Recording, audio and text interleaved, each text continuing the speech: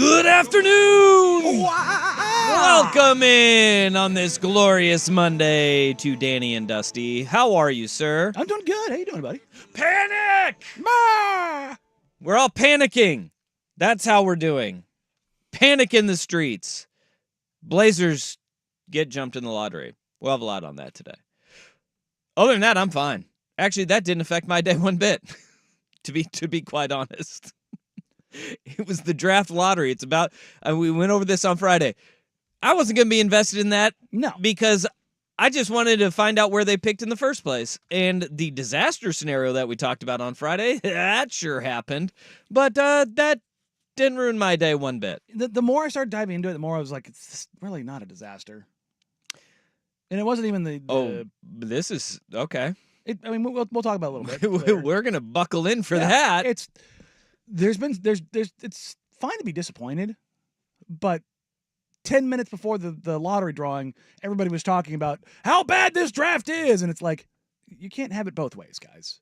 Now, if this was next year's draft, yeah, that would be It would be very bad. very bad because of the opportunity cost that was lost.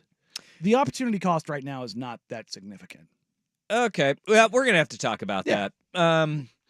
Because there's a lot of layers to all this. We will discuss all things world crashing around the Blazers. Everybody have a good weekend? You guys forget Yeah. your mothers? Did we forget our mothers? Yeah. No. Okay, good. How about you? No, look, Didn't forget? no. Absolutely not. You cannot forget the mother on Mother's Day. This is a long road of punishment if you do. So, no, I didn't. Yeah, that's bad juju. Oh, buddy. It was sunny, though. It was hot. I was out in the sun a lot this weekend, and it felt good. Golf Friday, Saturday, went to the Hops game. It was Little League Day at the Hops game. How'd that go?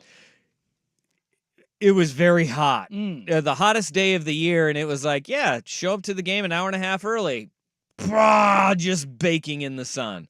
But it was good time. Little Leaguers, it was at Little League Day, they do like the parade of teams. Okay. And so all the Little Leaguers went around. They got to go on the field, So they run the bases? take a picture with Barley, get a couple of autographs on the way out, and then at the end of the game, run the bases, Yeah, which there it is is. that's where it's at. And Yep. in between, you're just sitting there melting in the red hot sun. But that's why God made beer. I see. And so it was Beverages great. had? Did you do the 9 and 9? Good God, no. Coward. No, it was just a nice little refreshing day at the ballpark. I'll just leave it at that. Had the great thing about minor league baseball, and like when your kids get to an age where you can just be like, yeah, no, go. I don't have to follow you everywhere. Just Stay within eye shot. don't get arrested. Yeah. If you get kicked out, I'm staying in this game. Mhm. You can be on the outside looking in, but just don't get arrested. Go behave yourself. No criminal delinquency. Yeah, and so that was that was a nice little day. It was a good day. And then yesterday was Mother's Day, which, boy, we did a lot and really nothing at all at the same time. Yeah. Like that's what it's all about. I didn't. Very, very, very, very low key Mother's Day. Oh, good. Yeah, it was nice. Just did dinner over at my family's house. Look, I tell you, I say this all the time. This is not an ad. I tell you that my wife loves Victoricos. Mhm. That's what she wanted for Mother's Day. And you know what? We did Thai food. Third year in a row. Hey, there It's you like, go. what do you want for your Mother's Day? I'm like, anything in the world. She's like, we're going to the coast. And so we did. It was great. Did you get the low maintenance? the barilla? I did. I did. I got the bria, and it was amazing. Oh, man. There's a lot of work that goes into that, but boy, is it tasty. It was so good. Yeah. It was really good. It's tasty. Danny's wearing glasses today. I am for the first time in a couple of years. All right. What's going on with you? People are alarmed on the Vancouver Ford text line 503-864-6326. If you're watching on the YouTube stream, y'all are probably pretty alarmed too, because Danny's wearing his black rim glasses today. Just to change up for the people, or No. this is alarming to folks. I'm blind without my contacts, but I was just Same giving here. normally I have a pair of glasses, but my puppy chewed them up a year ago, and so I couldn't even go to them. I didn't have my well, I have my emergency pair, which is a pair that I have from literally when I was in the Air Force, but I just don't go down that path all that often because I don't like glasses because the other pair was really uncomfortable. These are super comfortable. Like Perfect. It was really unfortunate because as I'm aware that I have a January 6th starter kit with the facial hair and Oakley sunglasses in prior military. I tried on like 20 pairs of glasses a couple weeks ago, and I had like I wanted the Tom Fords to work. Like I wanted the high end designer frames. Okay. Like really high end, and it wasn't happening. And then this pair came over to me, and I was like, really? Because I don't know if you've noticed yet, but Dusty, can you tell me what's on the side of the rim? I already saw. Yeah. I already saw. Yeah. Okay. So, Oakley prescription glasses even. And I'm just like, really? I have the tactical glasses too. Well, I don't think they're those aren't like tactical depth glasses. No, the lenses are ballistic. Well, you didn't have to buy ballistic lenses, Danny. They're not. That's not part of the Oakley. Here's the thing. That's not. I know. I have glasses. No, you don't know because you don't have my insurance. My insurance actually made it cheaper to get like the all of the options. If I got the ones that they suggested, it was more expensive. They're like, actually, if you get the protective ballistic lenses, the lightweight, the scratch resist, like all of these things, your insurance will actually make it cheaper. And I was like, what? They're like, yeah, I don't know, man. That's just what the insurance plan says.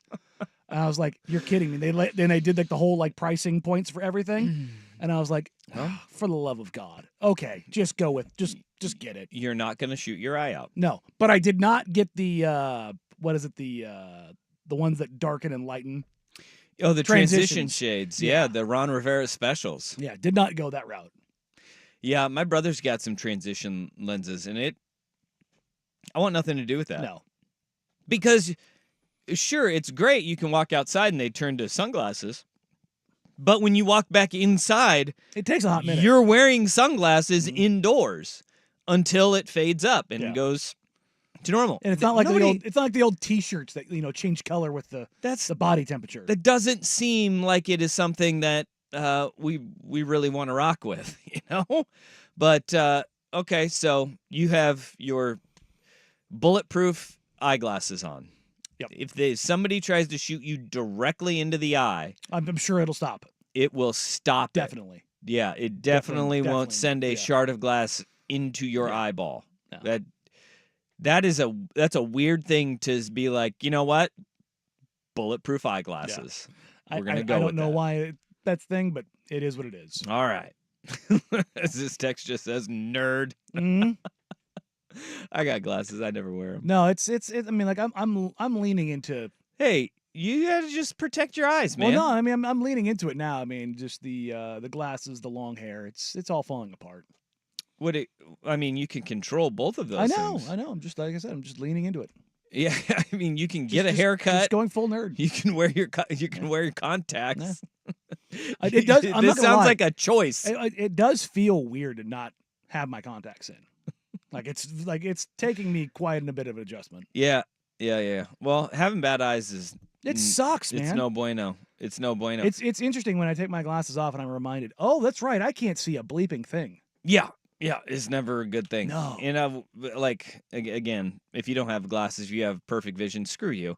But if you do wear glasses and you have really bad eyesight, your peripheral vision is all screwed up, and so you got to do full head turns.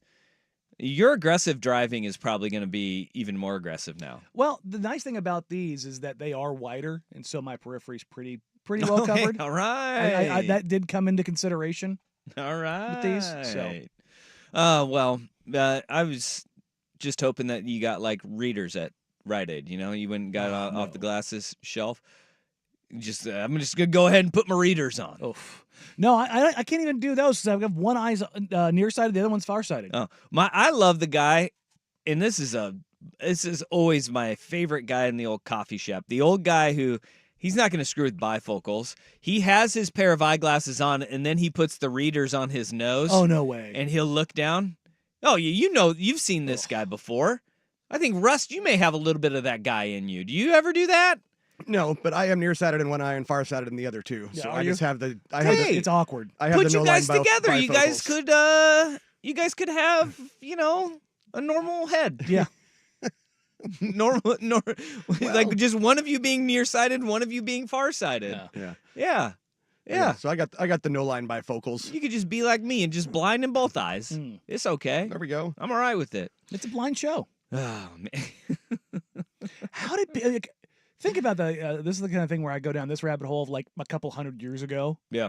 You just don't know that you're blind. Oh no, I've thought about this at length. Like How do you you're just get talking through like life? cavemen in No, not even that far back. I'm just talking like a couple hundred years ago. just a couple hundred years ago. Yeah. Well, I just thought of it as like cavemen. You just died. Yeah, because I mean- you couldn't hunt and gather. But you would think that Or by that's- now. That's how vegans started. You just had to gather. Yeah, but if you gather the wrong berry, remember, you got to stay away. I mean, you guess get real close. Yeah, you could figure that thing But out. you would think that like just going full Darwin, like natural selection here, like we Yeah. wouldn't be blind because they would have died off. No, I think that is how people just. I mean, a lot of people just died that way. But as we know, the movie Idiocracy showed us that the dumbest people breed, and yeah. some of the people that. I guess if you're blind, doesn't really matter what you're looking at. That's right. Mm. That's right. So you probably had explain- more kids. Explains my wife.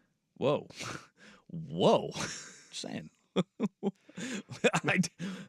My wife she also married has. Mary. Yeah, my wife also has horrific vision. Yeah. Jeff's like, I just have to figure out if she's nearsighted or farsighted. That way, I either stay far away or get too close. You Can't get me. get in between. Can't get the focus. Duck dive. Oh man. All right. Well, let's get this show on the road. Blazer fans, you guys are in a hellscape right now. And let's talk about this. Let's get to it. Because it was a rough day for some Blazer fans out there. The Trailblazers are cursed. Let's burn it all down next. Danny and Dusty on the Fan.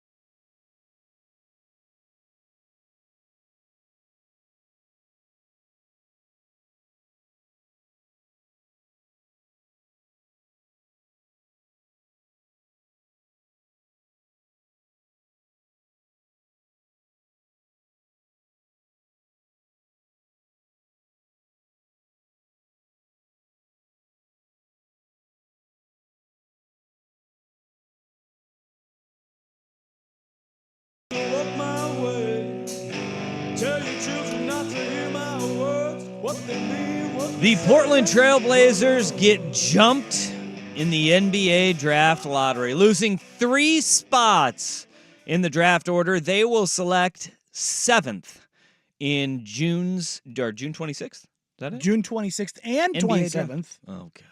Because it's 2 days, because this is dumb. It is dumb. That's the dumbest thing. The Portland Trailblazers had a 16.4% chance to land at the 7th spot. That is exactly where they ended up. That is because the Atlanta Hawks, which had a 3% chance of getting to number 1, they jump all the way up into the number 1 slot. Behind them is the Washington Wizards. They had a 13% chance of getting the number 2 pick. After them, the Houston Rockets.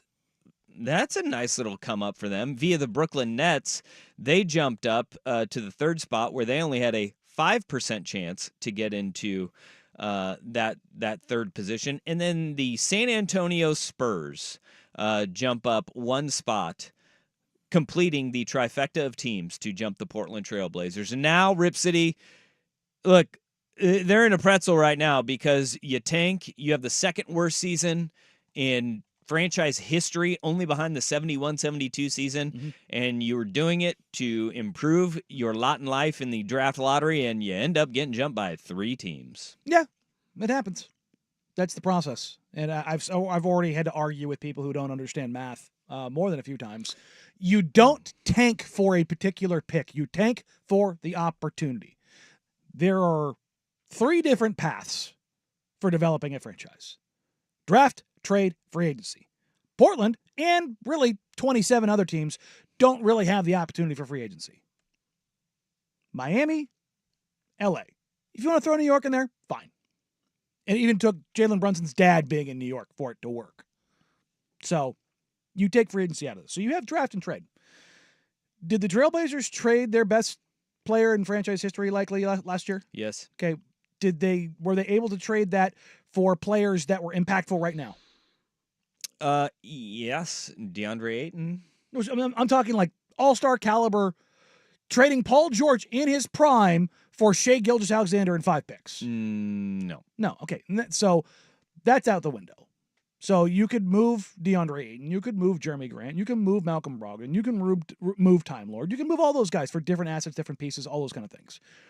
But that's not going to get you the thing that's going to make you better today. So your process is now limited to the draft. And in order to maximize that opportunity, you need to lose. I don't like it. I wish there was a better path to doing this. If there was a better path to doing it, I would say go down that path. But if you are still arguing that, number one, that tanking or the lottery isn't the thing that produces wins, you're an idiot. It's literally that simple. I'm going to go Victor Wembanyama. Where were the Spurs before that? Oh, they were a great organization. Sure. They also sucked horribly. Horribly. They are now set up for the next decade because they got one guy. Mm-hmm. Run down the list. Tim Duncan, Steph Curry. Giannis is right on the outside like, that's the one. Or Jokic is in the 2nd round. That's the one. No, you can't build off exceptions. Jason Tatum's a number 3 overall pick. Jaylen Brown's a number 2 overall pick. You just go down the list of every single freaking star in the NBA with the exception of Jokic and Giannis. And they're all top picks. Kyrie Irving's a number 1 overall pick. Luka Doncic should have been a number 1 overall pick. People were stupid. Where was he at? 5. Okay. Swap between Dallas and Atlanta. But you just go down the list of every single freaking team. You make your bones in the lottery. Steph Curry's the number 7 overall pick. I think that what people were more frustrated with is that, and look, we've discussed this at length. Mm-hmm. There's people that wanted to tank before the past couple of seasons. Yes. And they weren't about that life. This is part of that process of tanking, and there is you take it and you just keep on getting kicked in the groin until like you it's get it. America's Funniest Home Videos. And then all of a sudden, boom, eventually it will pop. And if it doesn't, then the front office gets overhauled. Then the coaching staff gets overhauled. The roster goes in and out. I think what people look at when things don't go your way is, oh God, we're going to be the Detroit Pistons, who continually get jumped. Like the third time in 4 years. Third straight year at number 5, and they still have never had their own pick go up. Now, dropping 3 spots in this draft, you did mention this. It is funny how some people went from, oh, this draft's not very good and the Blazers are going to be, probably get the number 1 pick or top 3 pick, to now, 7th overall. Like, God, this sucks. The world is falling around us. There is an element of the, well, you can't have it both ways. Yeah. But at the same time, I think where that frustration is coming from is guys like Ariza Shea, like Sarr. Yep. They are at the top, and you're not going to be able to get those guys. And those are the difference makers in this draft. And that's the thing is, we don't know. Sarr, to me, is the only guy in this draft who you can say their floor is a guy that projects incredibly well. In my opinion, Sarr is a guy coming into the NBA. Even if the offense doesn't advance, he has the capability of being a defensive player of the year finalist. Like, that's how good his defensive tools are. His offense, like, it may never be anything, but his defense is so great.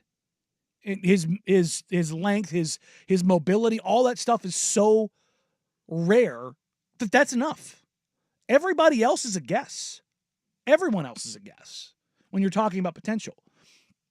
And this is the draft where in 3 years, 4 years, we look back and go, well, everybody fell on their face outside of Sarr in the first 5 picks, but somebody nails it at 9. Somebody nails it at 14. Somebody nails it at 18. Somebody nails it at 27. Look, what I don't want is the Zach Collins or Myers Leonard pick where they try to tell us that this player is going to be a transcendent player, and everybody's looking around going, who the hell is seeing this? Yeah. Nobody else is seeing it. I don't think they're going to go that route. It is sold to us as if that's the case. Yeah. I don't want that. No. And I don't think anybody does, and that's the fear. And I think where we're getting a lot of the negative reactions about the Blazers franchises, it is still stuck in our heads that Neil Olshey is the guy who is making the picks, who's going to feed us all the BS. And look, last year, it was Scoot Henderson, the pick that was there. There was a lot of buildup around Scoot after that pick. Here's the thing. We didn't see it. Real quick. Was that Portland's front officers doing that, or was that everybody in the NBA doing that? I think it was both. I think it was both. What I'm saying is, this was not Portland specifically pushing this and nobody else saying this. Right. This was the entire league saying, no, this guy's got it. Yeah. We expect him to be very good. And now you're at 7, which is not great, Bob. Last time they were at 7, they selected Shaedon Sharpe, by the way. But this draft not being very deep, that is concerning to folks because, look. It's not that it's not deep. It's that from player 2 through 10, you could get the same value. You just don't know depending on how the board is slotted. That's the thing. Is like one guy might love Modest Buzelis, and there are teams that like him, and there are teams that have zero interest in him. The same thing can be said for 4 or 5 other guys in the first top 10 picks, really outside of Sarr. Right now, there's 4 guys that are considered potential number 1 picks. Sarr's one of them. Topic is one of them. Stephon Castle is one of them. And who's the other name that I heard? I'm totally blanking. Oh, Ariza Shea. Yeah, Zach Ariza Shea. Those are your 4 guys that are considered potential number 1 overall picks, depending on who goes that way. Okay. But we know the lottery results now. Atlanta's taking Sarr. Yes. Like, I would be stunned. The only way they don't take Sarr is if they trade Trae Young and they get a big back in return or something along those lines. Typically, you don't see big traded for small, but we'll see how that goes. But once you get past those 4 guys as far as being number 1, depending on where they would go, they could also go anywhere from 2 through 10. Look, there is, I think the good and the bad in this is that there's going to be very low expectations for whoever they take at 7. Because the way this draft has been framed as one of the weaker drafts ever, at least since the Anthony Bennett trade, or Anthony Bennett draft, this is viewed as one of the weakest drafts ever. And so the expectations heading into next year are going to be very low. And we've discussed this for about a month and a half now, since the Blazers season ended, that we are looking at a Blazers team that will not try to win next year either. No. So if you were upset with 27 wins in 2022, 33 wins in 2023, or 21 wins in 2024, It's more's coming. This is part of tanking, and this is part of the process. Yeah. Do you want some good news? Sure. You want some good news? All right. The Blazers have only dropped 3 spots one other time in the lottery history.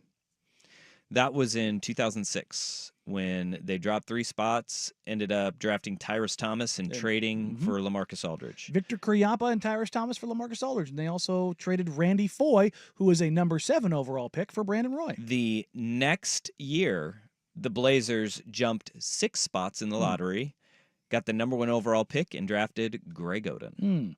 For those who are That's wondering, the last time they dropped 3 spots, was they jumped 6 spots the very next year. How about that? Hey, see it happen again. Everyone's like, well, what kind of players come out of pick number 7? Number 1, just go through the math here real quick. We're going to get a little nerdy. If you look at career win shares, it's a combined metric that kind of encapsulates a career, right? You're wearing the glasses. To give so you, it's all yeah, exactly. Yeah. So it gives you an idea of overall production over a given career. The value of a number 1 overall pick is the highest in the league, unquestionably. It's a pretty significant gap. The 3rd overall pick actually has a higher rating than the 2nd and 4th overall picks. And there's a couple different reasons for that. Typically, you see a reach at 2 because you're trying to outthink the room. Something that happens pretty regularly. But you also see pick number 5 outperforming those groups. And then you look 6, there's a drop off, and 7, it pops back up. It's really interesting to kind of see how that curve goes. But these are the players that historically in the last 20 years been taken at pick number 7.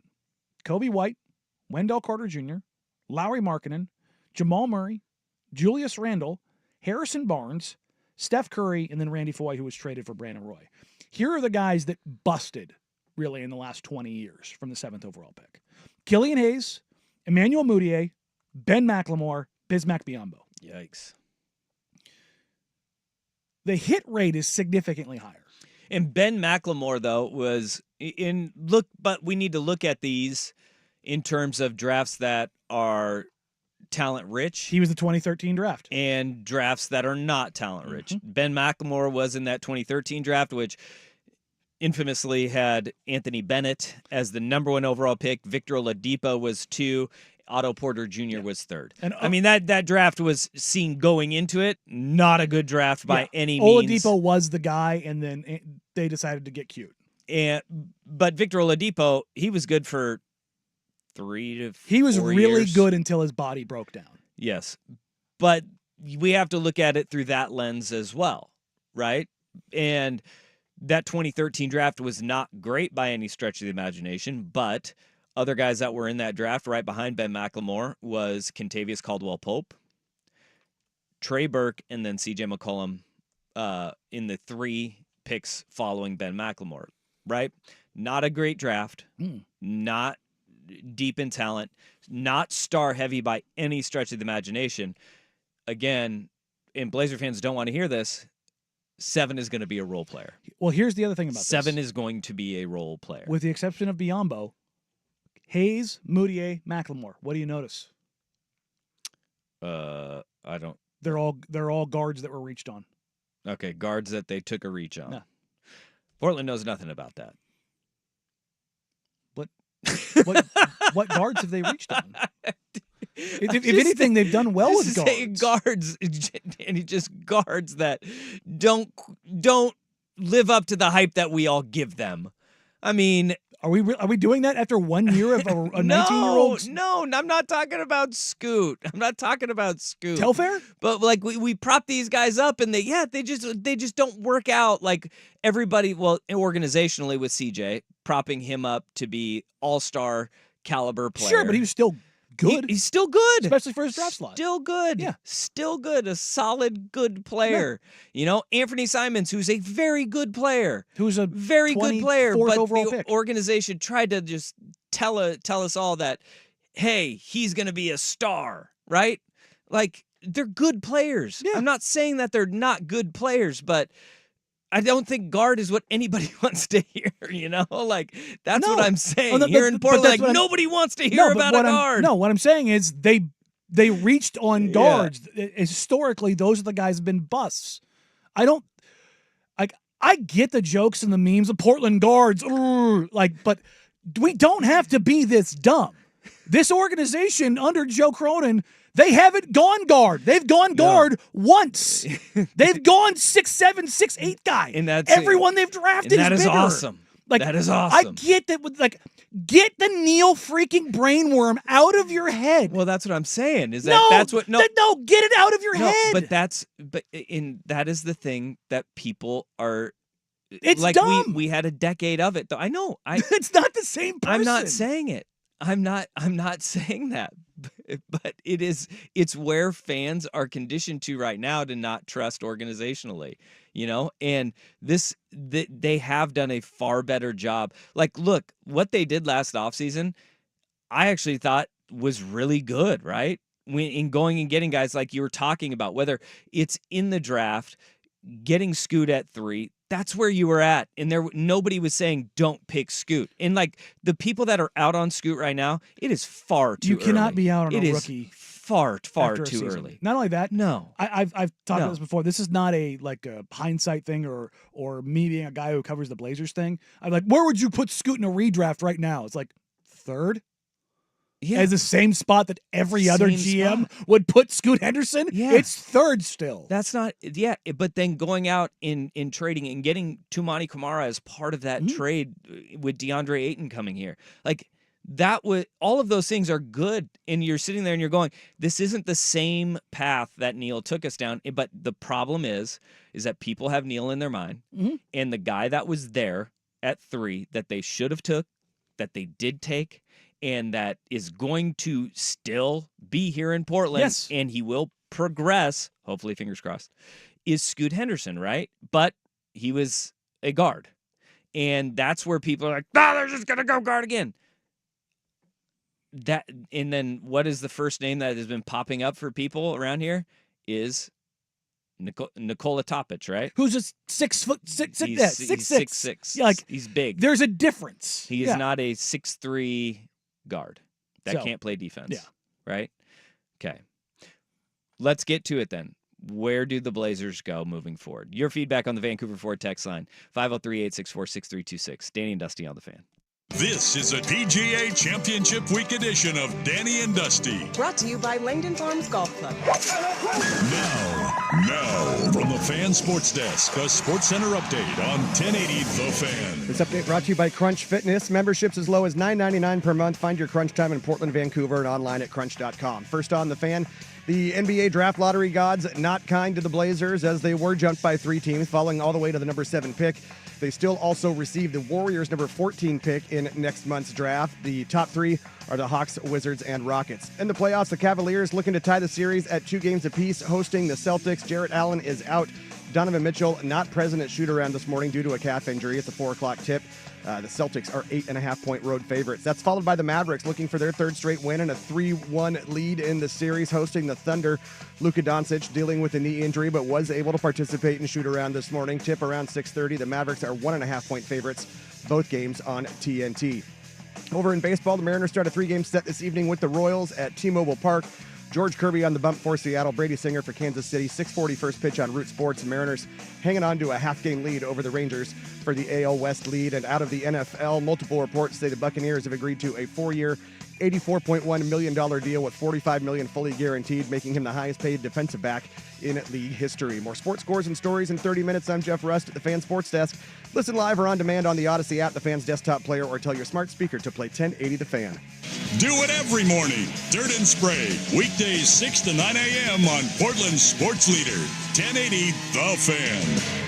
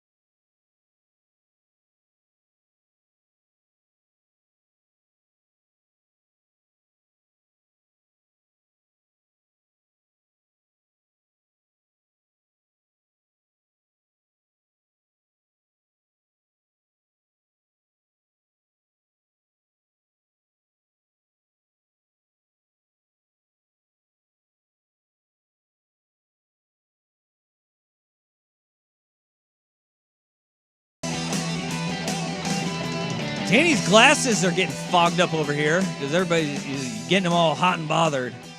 I'm just asking. You okay? I'm just asking for people to not be so dumb. Well, no, okay. That's the way. That's like telling your wife to calm down. I know, That's it's- really going to help things right there. But it's not Yeah, that Danny's hard. like, calm down! It's not that hard. Dumb people! I'm not asking for max capacity of your brain. I'm asking for like 1% of your brain. Okay, what do you need? What do Just you need? don't What do you be want? dumb about this. Like, I see people like, oh, Topic is another guard. It doesn't matter that he's 6'6". Like, really?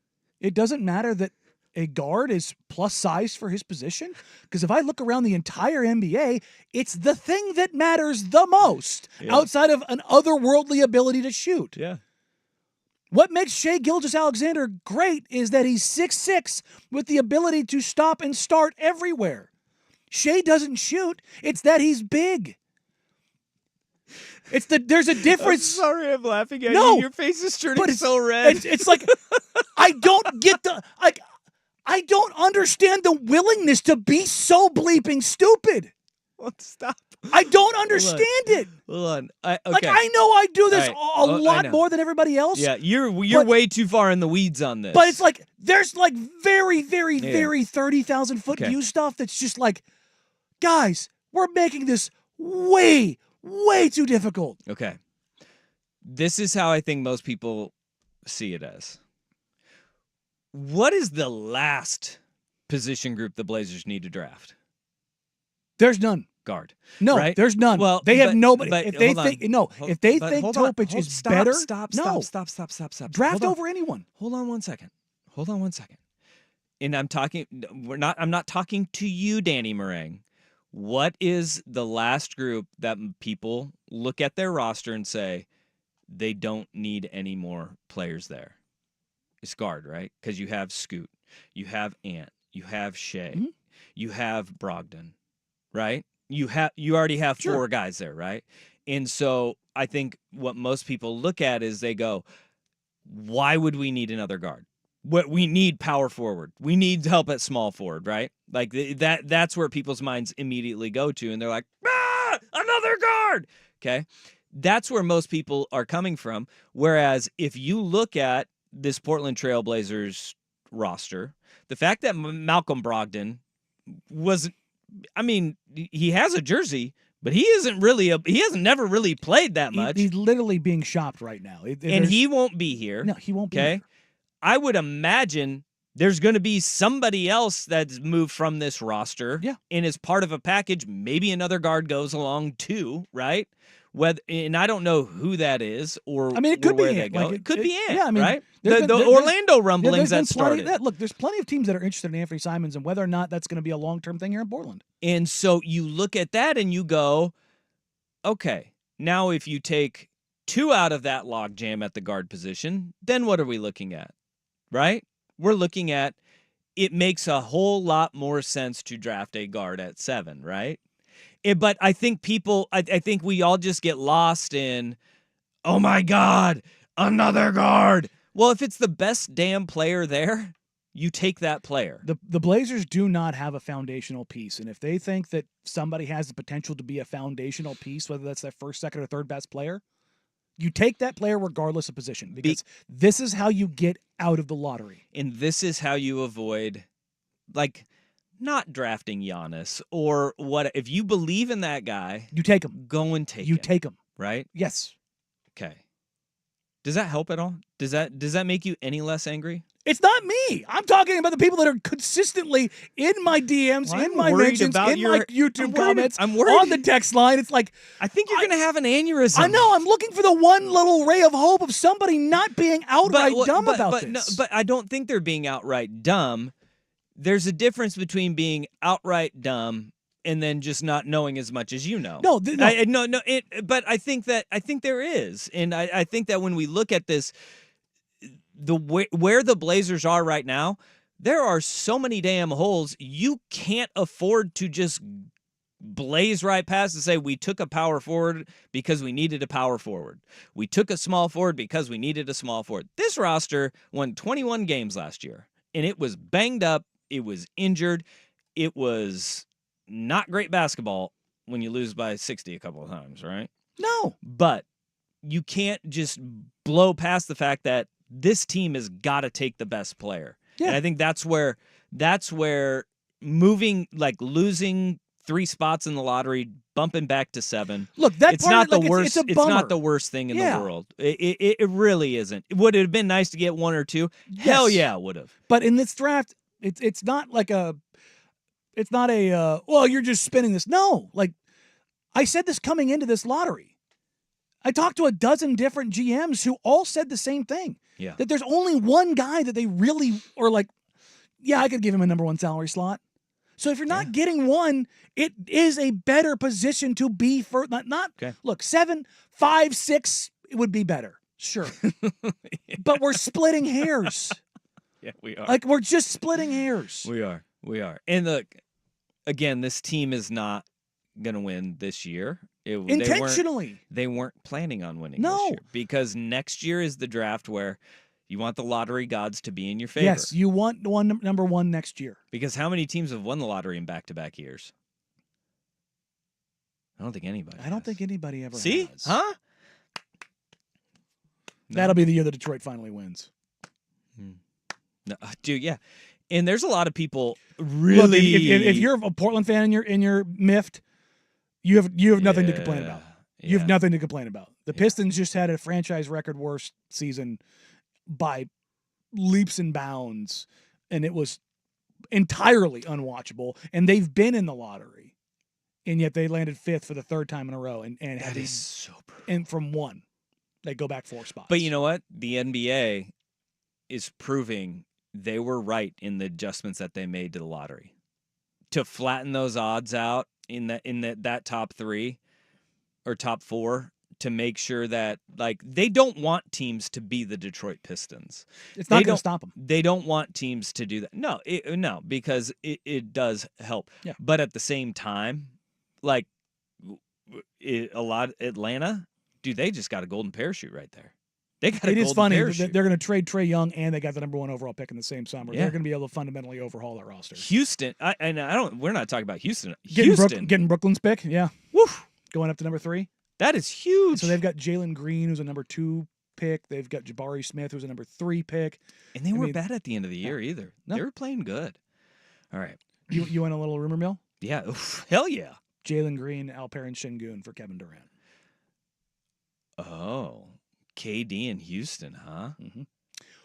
One of Jimmy Butler or Kevin Durant is probably going to end up in Houston. That's my working spot right now from the discussions that are out there. Well, I thought Pat Riley told us he was not going to trade Jimmy Butler. Look at that. All right. We will have a lot more on this NBA draft lottery and the fallout of it. Some of your feedback next. 503-864-6326. That is the Vancouver Forward text line. This is Danny and Dusty.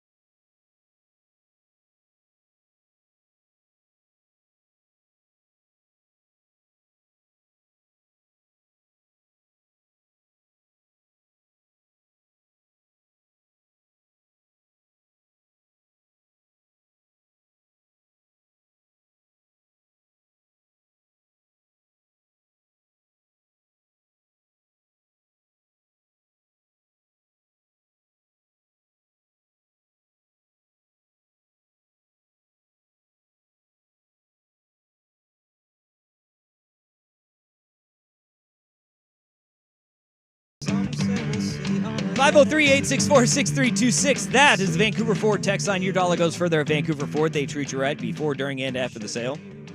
Visit them online at vancouverford.com. All right. We ready? We ready to dive into some of these texts here? Yeah. Let's go. If you trade guards and pick a guard, then great. This team isn't winning until Jody sells. That text. Oh, Jesus Christ. Yeah, the Suns sold. How are they doing right now? I don't think he's into buying a team. How's Matt Ishbia doing right now? The Suns completely just super well off now, or were they better off under the dirt bag? Yeah, I will say that a lot of the ire coming in. I wanted to read that text because I think a lot of the ire coming at Jody because the lottery didn't go its way. That was something. There is something that I truly don't understand about. A lot of folks are saying Jody's cheap. Jody doesn't spend. The Blazers. Now that one, folks, that's just not correct. Yeah, like they are spending money. I don't. And would a sale of the team give kind of a jolt in the arm? Sure, it won't fix anything. It didn't. Damian Lillard didn't request a trade out of Portland because of the fact that Jody Allen was the owner. Or that, in fact, he went out publicly multiple times to go to bat for her, where there was a IG post where somebody took it. He was taking a shot at Jody Allen, and he came out and publicly corrected, said no, yeah, absolutely not. I would go to bat for Jody Allen. Is she not present? That she goes to games. She's present. She's not available. Does not do media, which I don't care if she talks to media or not. Like, if they were winning games, it would be different, right? But the fact is, they have invested money into the franchise that is working towards something. They lost money on the remix, right? Millions of dollars. Okay. They are putting money in towards Moda improvements. Mm-hmm. Now, our ticket prices are very high. Nobody's ticket prices have gone down. They have not. No. They have not. Even if you were to keep stagnant prices, this thing called inflation is happening. It's not. And it's affecting even ticket prices across the board. Yeah. Bad teams, good teams, all of them. Okay. I think if she was more vocal and out front, I think that would change a lot of fans' perception. Which is something I have specifically brought up to the highest levels that I can. But Jody is not the issue right now. In my opinion, it's not now. If you continue down this road, because again, the tank is intentional. Yeah. After Neil O'Shea was canned, and they said we need to get the books right, which means make a lot of moves in the front office. And Joe Cronin took over, and I've always called it untangling Neil O'Shea's S-web. Once you did that, then we started seeing movement. And look, the roster isn't there yet. We know it. Cronin knows it. If it goes 2 more years, right, and we're not seeing improvement, and they don't make any moves in the front office, then I think that we have legitimate conversations of what is ownership doing here. But I don't think we're at that. I don't think we're there yet because this is, and I know Sixer fans will hate this, this is a process. Yes. It's not the process like Philly had, but it is a process to reset in a hard reset. Yes. It sucks to go through as a fan. And the thing is, there's people who keep throwing out, well, they can make trades. No, they can't. And look, if your front office is dysfunctional and it doesn't work properly, you do end up like Detroit. Yeah. You do end up like Detroit. And I tweeted out yesterday, and I got a lot of people like, yeah, right. You sure? I said, it will get better eventually, right? Like, eventually it will. Because it can't get much worse than it is right now. Oh, no, it can get worse. 21 it wins. can get worse. 21 wins. Reminder, the Cavs won 17 games before they got LeBron James. Yeah. Well, I know, but we're talking like, is that really that much worse? Yes. I mean, that's four. And four less opportunities to have even a knife. That's four less. Brother, trust me, when it's in the teens, that's. Look, I was a fan of a team that lost back to back 100 loss seasons in baseball because they were trying to take the shortcut through hell, right? But if the front office is correct in their evaluations, you can turn it around. And look, I understand the pessimism around this organization right now. It doesn't feel good because, look, if we go back and we look at what the last few years have been for Portland, it is 28 wins, or it's 27 wins, 33 wins, 21 wins. One of those years, it wasn't a tank job, right? Well, it was, but but at the same time, it was a roster that had gone to the playoffs the year before. yeah, that roster didn't play. And but then I know, how many games? but since they've actually been tanking has been, I mean, you've said this several times, 1 year, Yeah. but it's not for fans. It's just 3 years. Mhm. It's 3 full years of just getting kicked repeatedly, and that sucks. Yeah. Just me, I get it, and this is Yeah. why I said from the jump that this fan base was not going to be ready for this because we No. went through one season and already the number of texts and DMs that I get from other NBA folks, whether it be media or front office types that see this stuff on social media from Blazers fans, they look at that and like, what is going on with that fan base? Do they not understand what this is? And it's I'm telling you, Portland, you are unique. You've been spoiled. You had 22 straight playoff seasons. You went from franchise great to franchise great to franchise great. You didn't have a gap. Like, oh, the Jailblazers years. You had 2 years of real suck, and then you got it again and had real hope again. But I think there is this when you do have that, when you have that level of sustained success, even in those rebuilding years, when you go through times like this, this is what modern teams do Yes. to get better, right? Even the This Lakers is- went through it post-Kobe. But this is brand new territory. Mhm. And it's not a fun place to be. No, it's not. It's not. It isn't. But this is the necessary stuff that you have to do now. There is no other path. There's no other path. They're in it now. That's the thing. It's like, if you, sure, you could, the other path, you know what it was? It's trading Damian Lillard 4 years ago. That was the path. Yeah. You willing to do that? Not 4 years ago. Absolutely not. Okay. 503-864-6326. We'll get to a lot more texts as the show goes on. We got to get to what's going on over the weekend in the NBA playoffs because there's a lot of teams that said, not so fast, my friend. Danny and Dusty on the Fan.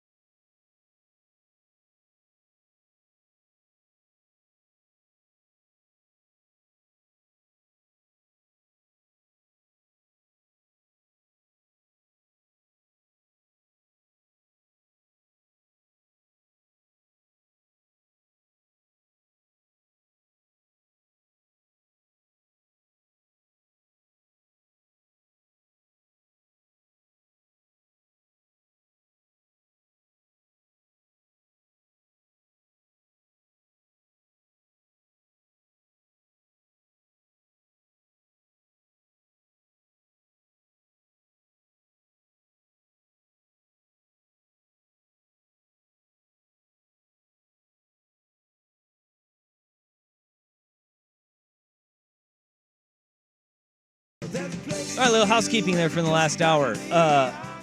If you go back in NBA draft history, teams to get the number 1 overall pick in back-to-back years, since the lottery, we all remember the lottery, 1985, right? Indeed. Patrick Ewing, frozen envelope. Just before that, though, the Rockets got it in 83 and 84. They went with Ralph Sampson and Hakeem Olajuwon. Those are pretty good. I would say those are pretty good. But in the lottery era, you go the Orlando Magic, 92-93, got Shaq and then Chris Webber, which they probably dealt. And then you go down the list. In the 2000s, we've had it a few times. 13-14, the Cavaliers went Anthony Bennett, Andrew Wiggins. And then the 76ers, process Sixers, 2016 and 2017. Ben Simmons, Markelle Fultz. God, that's ugly. Simmons and Fultz. Yeah, but that's, again, almost all of those are trades. The second one. Yeah, the second one? Yeah, almost all of them are trades. 17 was? Markelle Fultz was traded for the Boston Celtics. Oh. They moved up to take Fultz. Look at that. Yeah. Look at that. Almost all of those are trades. Then he forgot how to shoot. Yeah. All right. Hey, Autotown GMC presents the 10th Annual Fan Golf Classic out at Langdon Farms Golf Club Thursday, July 11th. A morning and afternoon rounds that are filling up fast. If you have a preference, I would get to it now. We'll have unique fan golf experiences like we always do all around the course, whether it's food, beverage, or other. Warm up around on the Michelob Ultra driving range. We've got the Doers Par 3 6th hole where fan hosts are going to be out there all throughout the day helping you give reads on your shots, give you a good line to the hole, maybe even take a swing or two for you. We will all be out there because Dirt and Sprague, you and I, Primetime with Isaac and Suk, all broadcasting live from Langdon Farms. It is Autotown GMC presents 10th Annual Fan Golf Classic out at Langdon Farms. Go to 1080thefan.com and sign up today. All right, boy, we had some haymakers thrown in the NBA playoffs over the weekend. When we last left you on Friday, the Nuggets looked dead. The Pacers were trying to scratch and claw their way back into a series up against a banged-up Knicks team. You had the Celtics dropping home court advantage to the Cavaliers. And, oh, by the way, the Oklahoma City Thunder were even with the Dallas Mavericks. Water found its level over the weekend, my man. Dallas takes a 2-1 series lead on Saturday. The Celtics hammer the Cavaliers and regain home court advantage in that series. And then I think yesterday, we're starting to figure out quite a bit. I think the two series that everybody's kind of looking at and saying, okay, we've got the Denver Nuggets were written off. Remember, Charles Barkley said they're going to get swept. They're in over their heads. They go to Minnesota, and they don't just win 2 games. They won 2 games convincingly over the weekend. Yeah, no, it was incredibly interesting. The Nuggets, number one, their X factor is Aaron Gordon. And Aaron Gordon's functionality in both games getting them back into this was incredibly valuable. I think it was a plus 18 and a plus 9 in both games. Also, Jamal Murray didn't suck. Hey, Jamal Murray didn't super suck. useful. I'm beginning to not like Jamal Murray. Oh, really? Remember, Jamal Murray, number one, threw the heating pack on the floor He like did. a child. Yeah, he did. And then you know what he didn't do post game? He didn't do any interviews. And when he got mopped in both games, didn't do post game. That's right. Then he wanted to talk trash to Anthony Edwards after the game, after he won. Last night. And then he wanted to talk trash in the post game. Huh. Okay. I'm picking up what you're putting down now. I loved what Anthony Edwards said about it, though. Oh, yeah. I just told his ass, that's what we love that. Keep talking that. That's what we like. Well, I love it, so... he ain't say nothing back, but I'm pretty sure he heard me. They heard me. Yeah, we live for that. I'm starting to love Anthony Edwards, too. Yeah, no, I mean, he's starting to grow on me a little bit more. I've heard behind the scenes he's getting better about the leadership stuff and growing up and maturing. Some guys do, some guys don't. We'll see if it gets all the way through, but he's been spectacular. I actually have to give Cat a lot of credit, even though he was incredibly poor. Awful last night. He owned it. He owned every bit of it, and it's the human side of this. Cat lost his mom. Remember during COVID, the Mother's Day, him having to deal with all this stuff, playing a game on Mother's Day, just so frustrating removed from this. Like, it's tough for him. And he even said it in the post game of like, look, I need to be better. I got the shots I need. I just didn't hit them. I wish I would have performed, especially on Mother's Day, but I'll come out and I'll be better. And yeah, I mean, the reality is the day was probably weighing on him. Doesn't excuse it, but because you're supposed, like the whole thing is you're supposed to just go out there and get it done no matter what. But we're people, and some people just deal with stuff differently. And I think that what holds people back from thinking about that and having that in their mind is the fact that he's had postseason clunkers like this before historically. Like, it's kind of been what his MO is like when they need him the most, he just kind of disappears. But there are explanations for certain performances that a guy has. Yeah, not all, but every now and then you get that not excuse, but you get a head nod of like, and he owned it. That was the thing, is that was the difference in we also haven't gotten low voice Cat. The fake low voice. Serious Cat. He's been doing his very high voice. Because Cat's kind of up here. Like when you hear him talk, it's up here. It's like, oh, that's did not see that one coming. 7 foot tall, 260 pounds. You may be out on Jamal Murray. Can I counter with how in are we after Aaron Gordon's performance last night? Because his postgame, I loved his postgame. He had this exchange with the reporter that I absolutely love, because this is kind of the omens work that Aaron Gordon puts in. That's a great transition, Katie. You saw big fella step in the room, huh? That guy, man, that's where I learned to be selfless.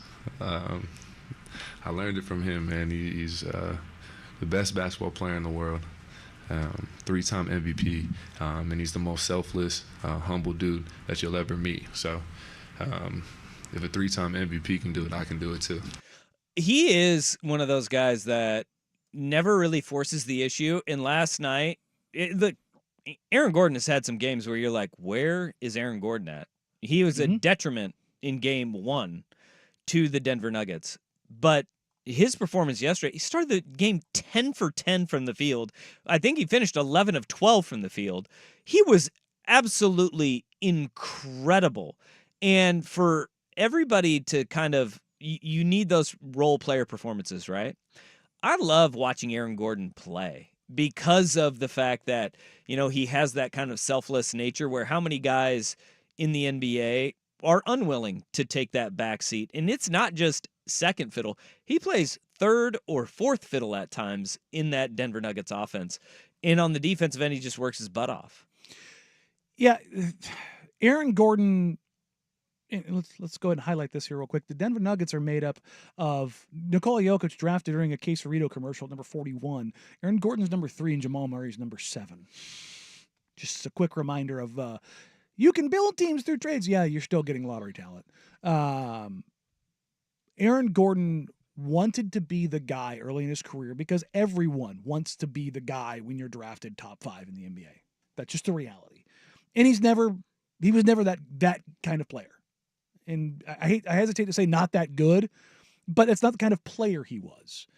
And it took him getting out of Orlando and being not checked or put in place, but the recognition, because it wasn't perfect right out of the gate, but he realized very quickly in the pecking order that Jokic was that dude. And that's what happens when good players in the NBA play against each other and they see somebody else is better. It's like, it could have just been that night. But when you see them in practice, when you see them in film rooms, when you're around them all the time, and you're all of a sudden the reality, no matter what your ego says, I'm not as good as this guy. Yeah. I got to fall in line. And that's what happened. He fell in line and he was put in a position that optimized him. And he's perfect for them. If you double Nikola Jokic anywhere in the mid post of the free throw line extended, you're a dummy. Because what's going to happen is Aaron Gordon's going to come out of the dunker spot and he's going to throw a lob to him. And how about like we were talking about this with the guard play, whether it's SGA or Ant Edwards, and these teams zigging when other teams are zagging, where it's either get to the rim or shoot threes, right? Jokic kind of turns this series on its head with the mid-range game. Yeah, he's the best mid-range shooter in the entire NBA. And Gobert just planting his ass right underneath the rim. It's tough. He can't do it anymore. No, and not only that, Minnesota in the first 2 games defensively was really good. Game 3, Game 4, they were bad. Cat was very bad, and it's always very frustrating to watch people like, oh, Gobert's crap. It's like, no, Gobert had to run all the way out to the 3-point line, tag that guy, and then get all the way back to cover because somebody blew the rotation. And actually, Denver's made a very subtle adjustment that's been actually very big in as it relates to Aaron Gordon, because what teams that have Rudy Gobert do is if there's a guy on the floor that's not a great shooter, that's who Rudy's going to guard. It doesn't matter if they play 1 or 5. Does not matter. When the Blazers played the Timberwolves this year, they put him on Tumani more than a few times, or even a couple times they put him on Scoot when he was off ball. When that was when like Tumani was just standing in the corner, not shooting. Long stretch. There's a long stretch of the season where Tumani would just bury himself in the corner and the ball would never make it his way. And that makes it easy for Gobert because he doesn't really have to tag out there. What the Nuggets have done is they've brought Aaron Gordon out of the corner and above the break, which makes it more space for Gobert to have to cover. So when you get a rotation, you have to X out. He can't just kind of fade to the corner and then rotate back to the middle and tag for Cat or tag for Jaden McDaniels or tag for Anthony Edwards. He's got to cover basically 20 feet. And that little micro adjustment has been really impactful in highlights when Cat makes an error, or Jaden McDaniels makes an error, or Naz Reid had a rough game defensively. And like if you start exacerbating those errors, that's where you win in the playoffs. So whenever you hear me talk about like coaching the final 10%, this is that kind of stuff. Where you see the very micro level thing that can have a downstream ripple effect, as it were, throughout a defense. Which team's in more trouble right now, the Young Bucks in the West? The T-Wolves or the Thunder? Next on The Fan. Hello, sports fans.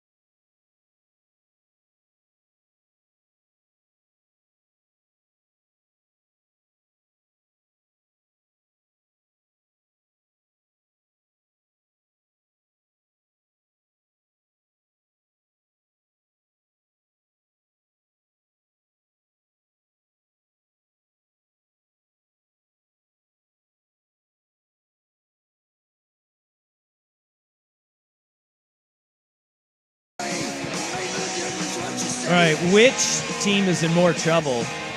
The Thunder or the T-Wolves? Both of them came out like gangbusters, but now we're looking at it going, whoa.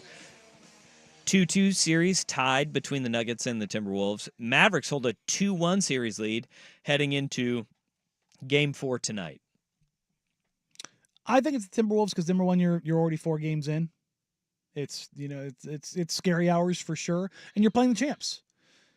OKC, even though they're playing the quote unquote lesser team, Luka's scary as hell, but he's still banged up. And there's still some room for error there, and that Mavs team with Maxey being out is a little bit more shorthanded. And I think that's a series that OKC can find themselves back into very quickly.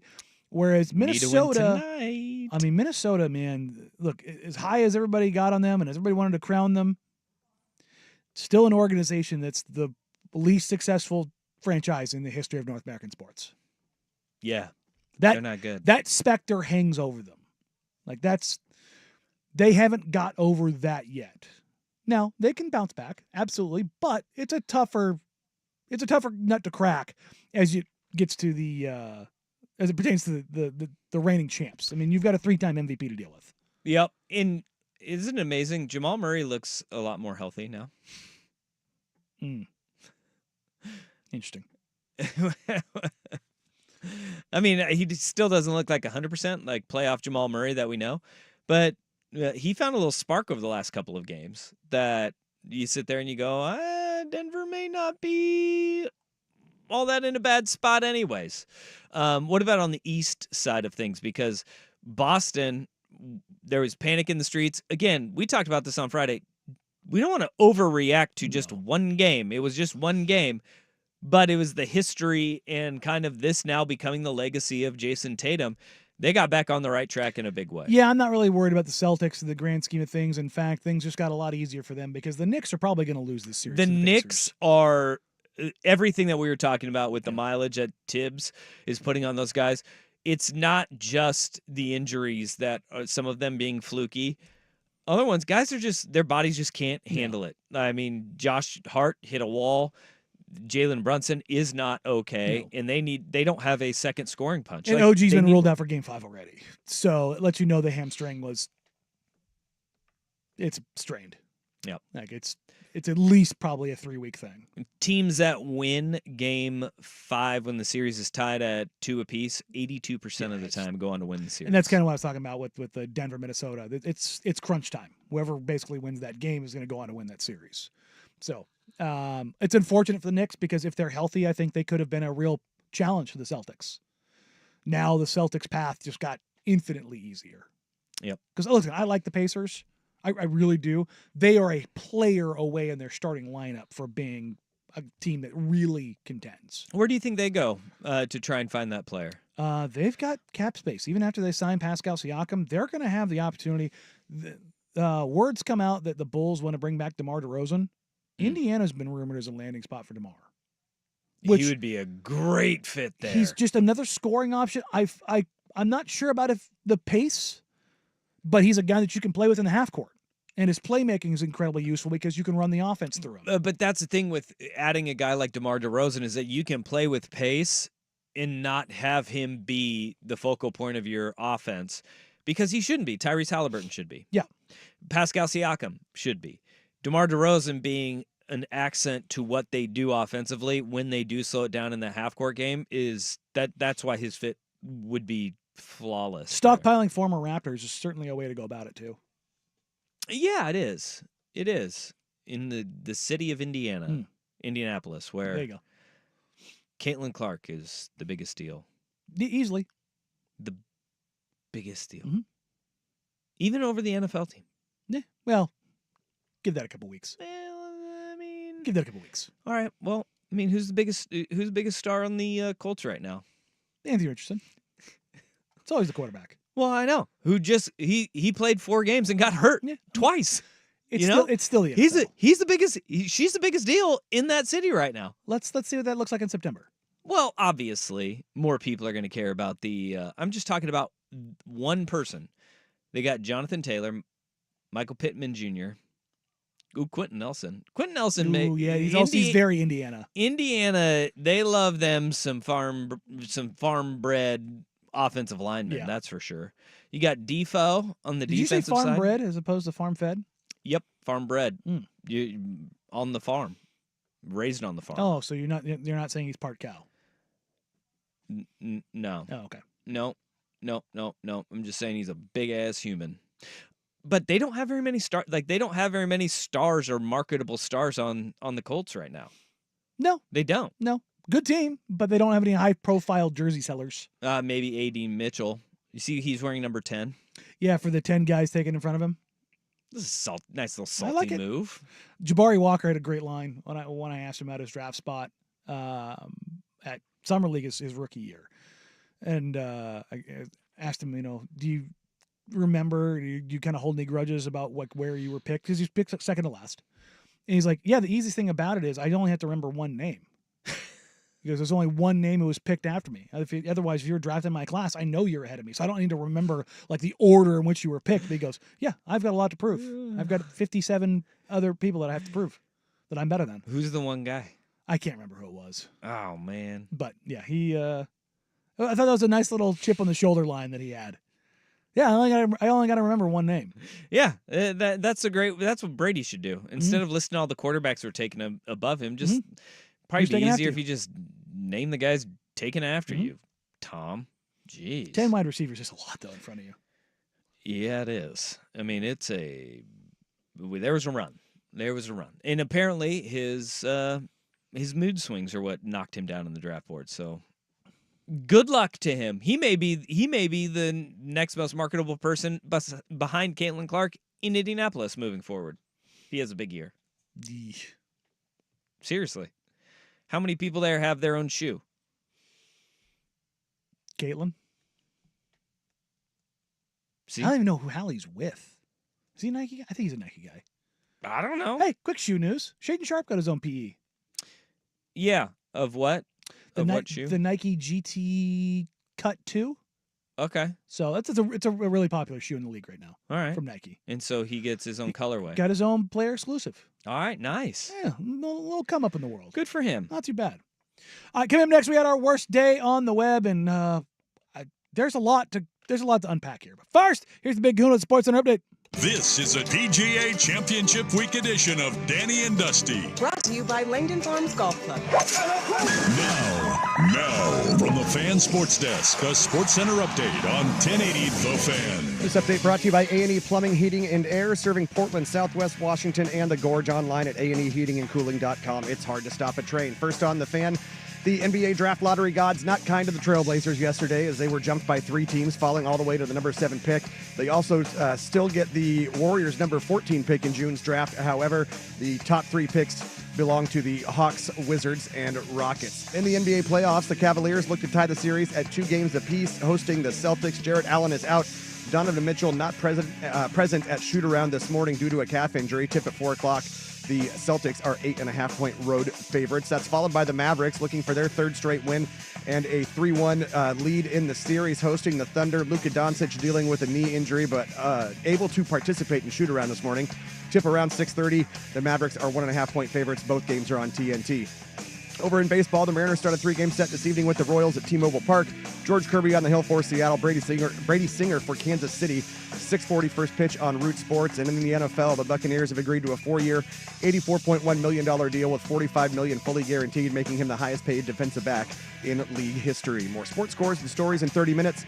I'm Jeff Rust at the Fan Sports Desk. Listen live or on demand on the Odyssey app, the Fan's desktop player, or tell your smart speaker to play 1080 The Fan. This is your home for year-round NFL coverage. The Odyssey app and 1080 The Fan. No more glasses.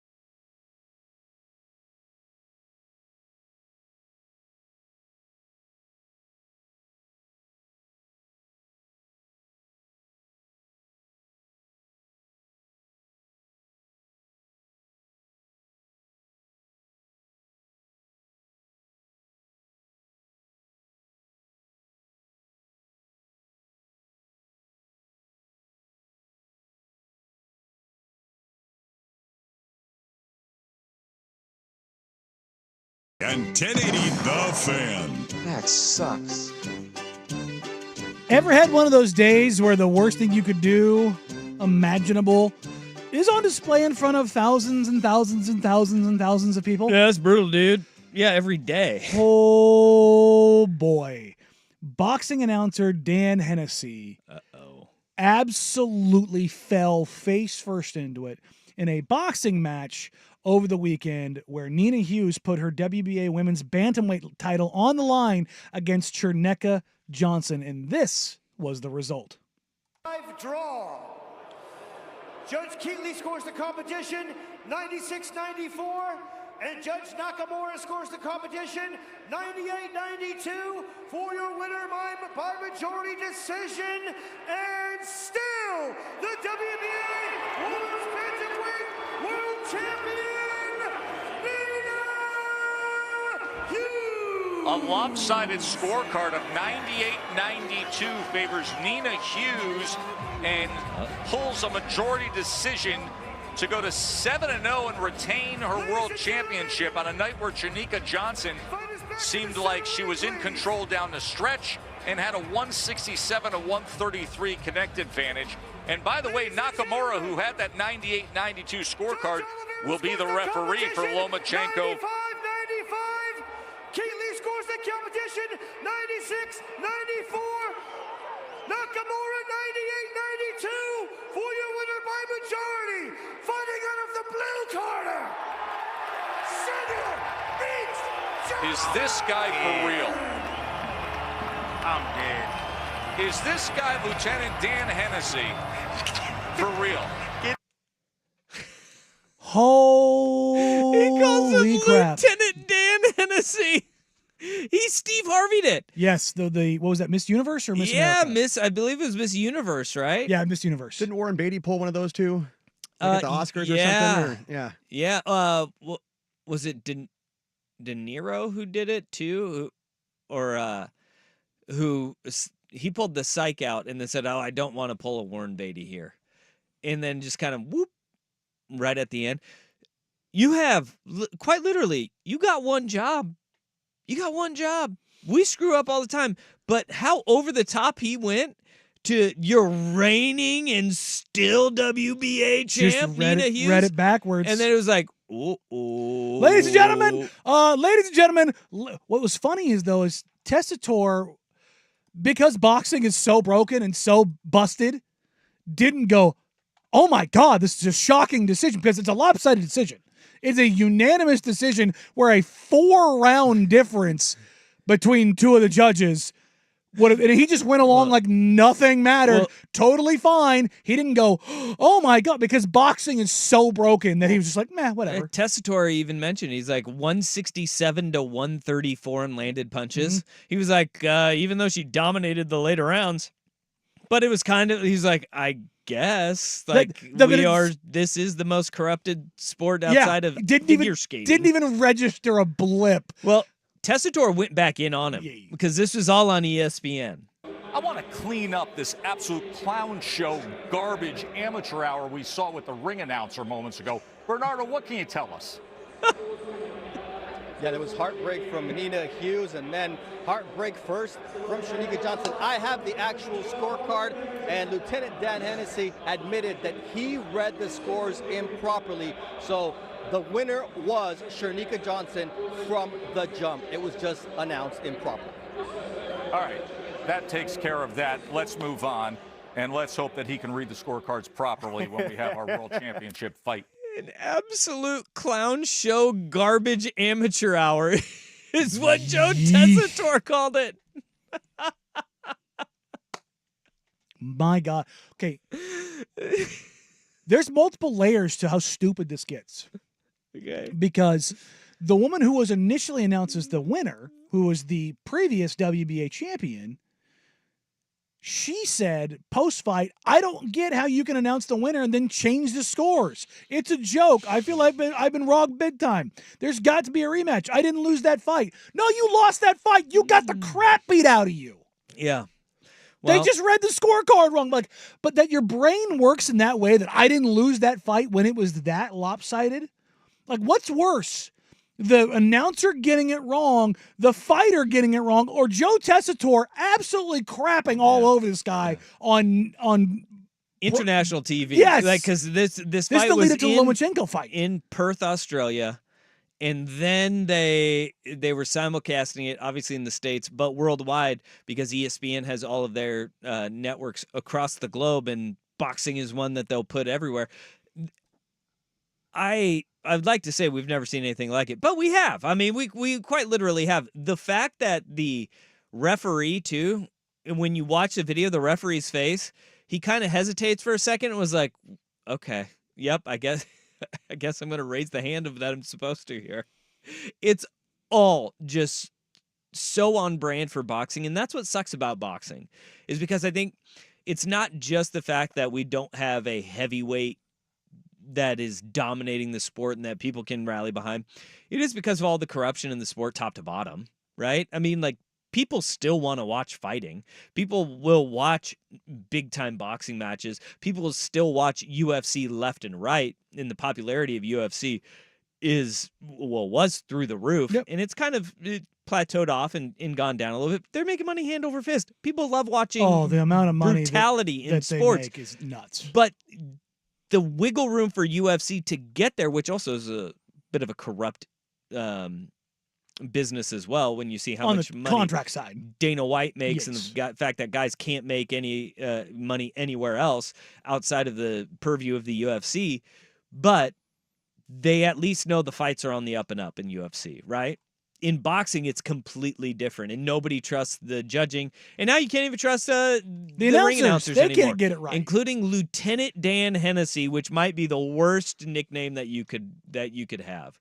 Way to go, Joe Tess. Is that? I mean, but why did he go like Lieutenant Dan? Like, Ice cream. That's Forrest Gump. That's not Lieutenant Dan. Lieutenant Dan wanted to die heroically. Yeah. Like all of his pappy and his grandpappy and his grandpappy. Well, I think he is Lieutenant Dan Hennessy. Why? Because he got his legs chopped out from underneath him in the ring? No, that's just he's a Marine Corps veteran. Is he a lieutenant? He's actually Lieutenant Dan Hennessy in the Marine Corps. I don't know. That's what it says on here. I figured he was a cop. It says his Instagram is LT_DanMC, and he's a former United States Marine Corps veteran and international ring MC. No such thing as a former Marine. Okay. They'll tell you that every time. Well, that's what it says. It says former United States Marine Corps War veteran. Buddy, what is he doing? Marine announcer. Yeah, he's a native. I've never met a Marine who, anytime you say former Marine, doesn't correct it. Nah, he no is. such thing as a former Marine. Yeah, I don't know. I don't know. That's just what it already suspicious with this guy. Yeah. Already suspicious. I don't know. That's just his Instagram profile, so I don't know. What are the other just colossal announcing errors that are out there? Well, I just called the city of Indiana. That might be one. You know, the state of Virginia. This show's littered with them. There's a long fly ball from Castellanos, and I just want to apologize. 100% in the Hall of Fame. That is 100. Baseball's got a lot of them, where you have a lot of apologies that have to come through the course of a season and a career of a baseball announcer. I mean, Steve Harvey is number one because of the magnitude in the stage, the global scale, not just the WBC women's WBA bantamweight women's title in Perth, Australia on ESPN. Also, she had a belt with 7 fights. I don't know. 7-0, 7 fights. You got a belt? Maybe there were 7 really good fights. They just threw in the fire and just like go. The record was announced 7-0, which means she was 6-0 coming into that fight. So you had a title belt at 6 fights? Yeah, I'm trying to do the math on right? that one. Like usually you're like now. 17. Yeah. Well, maybe he got that wrong too. That it was supposed to be her 17th win. Because he said 7-0, and I was like, when I listened to it the first time, I was like, Yeah. Title fight? I guess women's bantamweight, women's boxing is newerly sanctioned. Hmm. But 7? 7? Not to go full squirrel here, but you know who's not having the worst day on the web? Who? Jared Goff. According to Adam Schefter, the Lions signing him to a 4-year, $212 million extension with $170 million fully guaranteed. Folks, like we are, that seems like a lot of money, especially for Jared Goff to be the quarterback. With the way that the NFL salary cap is going, we are going to look at Jared Goff being a bargain soon. And you said it was 4 for 212. Is that what it was? Yes, sir. Yeah. Isn't that crazy? That 4-year, $212 million extension, $170 million guaranteed. That puts him at what, Jared 53 Goff. average annual value there? Yeah. Yeah. And that in 2 or 3 years is going to be a bargain. Remember, for all your his starting teammates were out there Dude, they love gassing Jared him Goff. up. He was the number one pick. He was the number one pick. I haven't seen him play like a number one pick or a $53 million quarterback, but Been good. That just shows you what Patrick Mahomes' deal is going to be. Like everybody, the $500 million deal, and there will be a time that they're going to have to pay the true price tag on that. But Patrick Mahomes right now, when they got that deal done for Mahomes, in the value that they are going to get out of him, I mean, you look at that and you say average annual value of $53 million for Jared Goff. For Patrick Mahomes, Isn't it 50? well, yeah, because it's a 10-year deal. Yeah. But his cap hits are going to be now, mind you, if Goff is going to be at 50 plus, right? Mm-hmm. Patrick Mahomes is going to be at 66, 68, 64, then down to 32, 34, 45, 48, and then 60 at the end of it. That allows him to move stuff around, is But essentially what it does. that difference, though, even if it's 13, yeah, you're going to pay Patrick Mahomes $13 million more than per season than Jared Goff. Without batting an eye. And totally okay with it. What the Chiefs are doing is insane, and they're going to have to They're rework robbing it. Peter to pay Paul, but it is what it is. And it's the exact same thing that Detroit is going to have to do in a couple of years when they're looking down the road. And the reason why you do this now, if you're Detroit, is because Aiden Hutchinson's going to be up. Penei Sewell just got paid, and he'll be up again. Like you're going to have to pay all of these guys that you've knocked it out of the park with in the draft. If Jameson Williams can ever not gamble and be on the field, it'll be awesome. And he's gonna garner money. You paid Amon-Ra St. Brown. They've afforded themselves the luxury to draft really well, pay a guy like Jared Goff now because all of these hits that they've had in the draft are gonna keep on coming up down the while the pipeline. iron's hot. Yeah, Adam Schefter pointing out the Lions this offseason to those 3 players, Goff, St. Brown, and Sewell, over $444 million in deals. Yeesh. Well, and like a lot of cash. Like what we hear a lot of when we hear about Jody Allen, right? Oh, she doesn't spend, she's cheap. Is there much to spend on right now? The Ford family was notoriously cheap, but they didn't have much to spend on. Like, what, you just want to burn money to burn money? There's not a whole lot to be paying on the Blazers roster right now. For 2 decades, their front office was such a disaster. There was no reason for the Ford family to be forking out cash like that for guys that aren't winning football games. The Lions are winning games now. Ownership is all in because the front office and the head coach are in lockstep and aligned, and they developed a lot of talent. They did an amazing job of identifying talent through the draft, and they've knocked it out of the park, man. Early rounds, late rounds, they've been amazing at harvesting their own land. And now their owners, okay, time to spend. It's capitalizing when it's there. That's what you have to do. Yeah. But just blowing money to blow money. Well, B-Rod has this one on the Vancouver Ford text line. So what's Dak thinking now? Dak thinks he's better than Goff. Curious about how much his agent's going to be asking for. Yeah. Dude. I think it made it easier for the Cowboys to say no.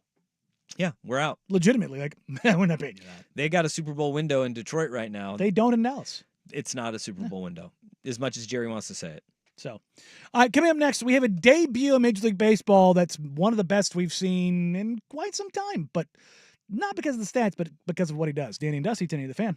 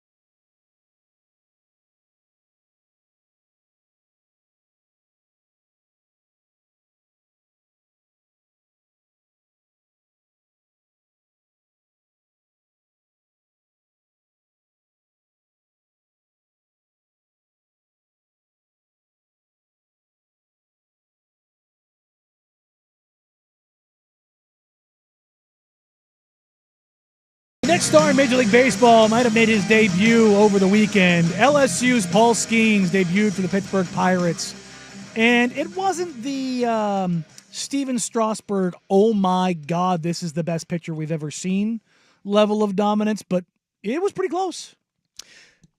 I mean, he got touched up. He gave up a solo homer in the 4th inning, and then he only made it through 4 complete. And then I think the first 2 hitters of the 5th inning, he gave up back-to-back singles, and they said, nope. But you see exactly, and he talked about this after. He's like, I'm a creature of habit. Routine is huge to me. The last couple of weeks, my routine has been all jacked up because he went from like single A ball up to the big leagues in an instant. It's almost identical to the trajectory and arc that Steven Strasburg had, where they spent less than a year in the minors and they wanted to bring them up in short order. And it's hard for, we talk about this all the time with teams holding guys back because of the fact they want to hold on to their years of service. This is not what the Pirates are doing. It was because he went from a college baseball season where he goes to the College World Series a year ago, and then he's got to take a little bit of time off for his arm, go through rookie ball last year, and then you really start that cycle up of your rookie campaign this year. It's been less than a year since he was drafted, and he's already making his debut in the bigs. And his arm's not stretched out because he's only thrown at most, 87 pitches. And he ended up throwing 84 in this game. He was on a pitch count, and we can't blame him. There's going to be something too, because a guy like him with how fast he throws, 84 pitches, 20% of his pitches were over 100 miles an hour. 103 is what he capped out at, and his slowest pitch, one of his breaking balls, was 79. It's a 24 mile an hour difference, which is unheard of. But with him, and this is going to be the big thing is, all right, your pitch cadence, your sequencing, and how you are able to approach big league batters is going to be the interesting part, because they all see 100 miles an hour now. This isn't like crazy. It's not like when Strasburg was coming up, where you throw gas and nobody knows what's coming. Everybody knows what's coming now. I'm really excited to see him because he lived up to all of the hype. He did strike out 7 in 4 innings. 7 in 4. And he struck out his very first batter, which was cool to watch. He's a real deal, though, man. He is. And that's the thing is, while guys are definitely throwing 100 now, he routinely, it's not like he hit one at 103. Yep. He's routinely hitting 101, 102, 103. He has a different arm, man. And it's fun to see, when we have another arm that people are, this is a guy that people have been excited to see for over a year now. And we've had anticipation for this rookie to come up, who's a pitcher who there's familiarity with him. And whether that's because he's, dating Livy Dunn, or the fact that he was on a big stage at LSU where people got to see his games. He is living up to the hype, and dominant pitchers in this era. With the pitch counts, with the fact that guys' UCLs are blowing out left and right, we don't have a lot of these guys that we look forward to, the young bucks that are going to have staying power. I hope he has staying power. History will tell us, though, guys that throw 100 miles an hour that fast and put that kind of torque on their arm to go from 103 to 79. Yeah, that's nuts. It sucks, but in my brain, I'm sitting there going, dude's going to get hurt. Yeah. We know. You just hope and praise Nolan hurt. Ryan. Please get fat. Get a little heavy. Freak of nature. Just have the CC Sabathia. Yeah. Just go out there and just never break down. Boy, he is a big dude, though. Yeah, he's a large man. He's a large man. He's a throwback power pitcher. He's 6'3", 235. He's a big boy. 6'6", 235. Good Lord. He's not one of these Glasnows or even Bauer, who's a smaller guy. Guys who have come up and been dominant with stuff, and he's got a great dirty stash. He does. Just filthy looking. It's probably why Livy Dunn likes him. And he's a pirate. He's got a pirate look. Pirates uniforms are so clean. Look, I'm a Cardinals fan through and through, but especially when they go the throwback pinstripes, that's a good looking. The Buccos jerseys, those are good looking jerseys. The Pirates are doing it right. The city of Pittsburgh, whether it's the Pirates, Steelers, or Penguins, they do it right. They got that they had yellow and black for all 3 teams, and no team bucked the trend. Yeah, it's actually kind of cool. It's awesome because it makes Pittsburgh black and yellow. Yeah, and the bridge. Yeah. Roberto Clemente Bridge. PNC Park's view is probably one of the 3 or 4 best in baseball. They got gigantic statues out front of that place. They They got the anti-Philly statues. No tiny Philly statues. They're giant statues. Now just be good. Like, sell the team to somebody who will put money make into a winner out of it. Like, the Pirates look everything about it. I love. Baseball is the one sport where there's a direct correlation between spending and winning. You're not lying there. You're not. Doesn't guarantee you a title. It does guarantee you success. Yeah. So, see, look, Blazer fans, could be worse. You could have all the talent in the world, like the Pirates, and then they just end up trading them to other teams that Be they a farm team. You're star in the World Series. Colorado Rockies of the East. Colorado Rockies. Or Central, I guess. Yeah. Still weird that Pittsburgh is Central. Yeah. I mean, there's so many teams out east. That's why I am still holding out hope for the Portland Diamond Project, because they have to put teams out west. There's nowhere else to put one in the east. You have to do it. Like, screw you, Charlotte. No. Screw you, Nashville. No. Got to come this way more. Let's go. Here in hour number 3, the Portland Trailblazers fall back to number 7. Hopefully in the last couple hours, we've advanced past the panic or disdain. Nope. Okay. Well, let's talk about who they could possibly take at that 7 and number 14 spots. Coming up here in hour number 3, Danny and Dusty, 10 into the Fan.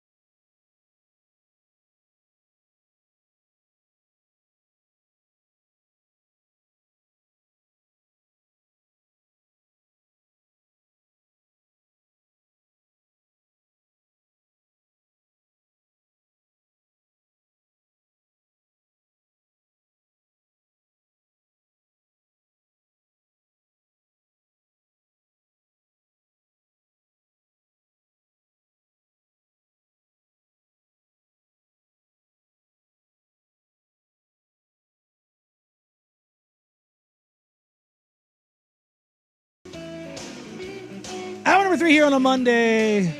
Whether you're listening on 1080 AM, watching along on youtube.com/1080 AM The Fan, or twitch.tv/1080 AM The Fan. We appreciate you. We love you. Thank you. Let's hopefully everybody's calmed down from the weekend. Mother's Day, the high, the low, the lottery, falling 3 whole spots. Have you calmed down yet? I'm fine. My reaction Really? was fine. It's I everybody don't else's think reaction so. to the reaction that killed me. I don't think so. Yeah. No. You went Sam Kinison on us earlier. I was up to my knees in rice patties with guns, and then we're going up against Charlie, slugging it out with him. Well, like you, we're back here partying, putting headbands on, doing drugs, listening to the damn Beatle albums.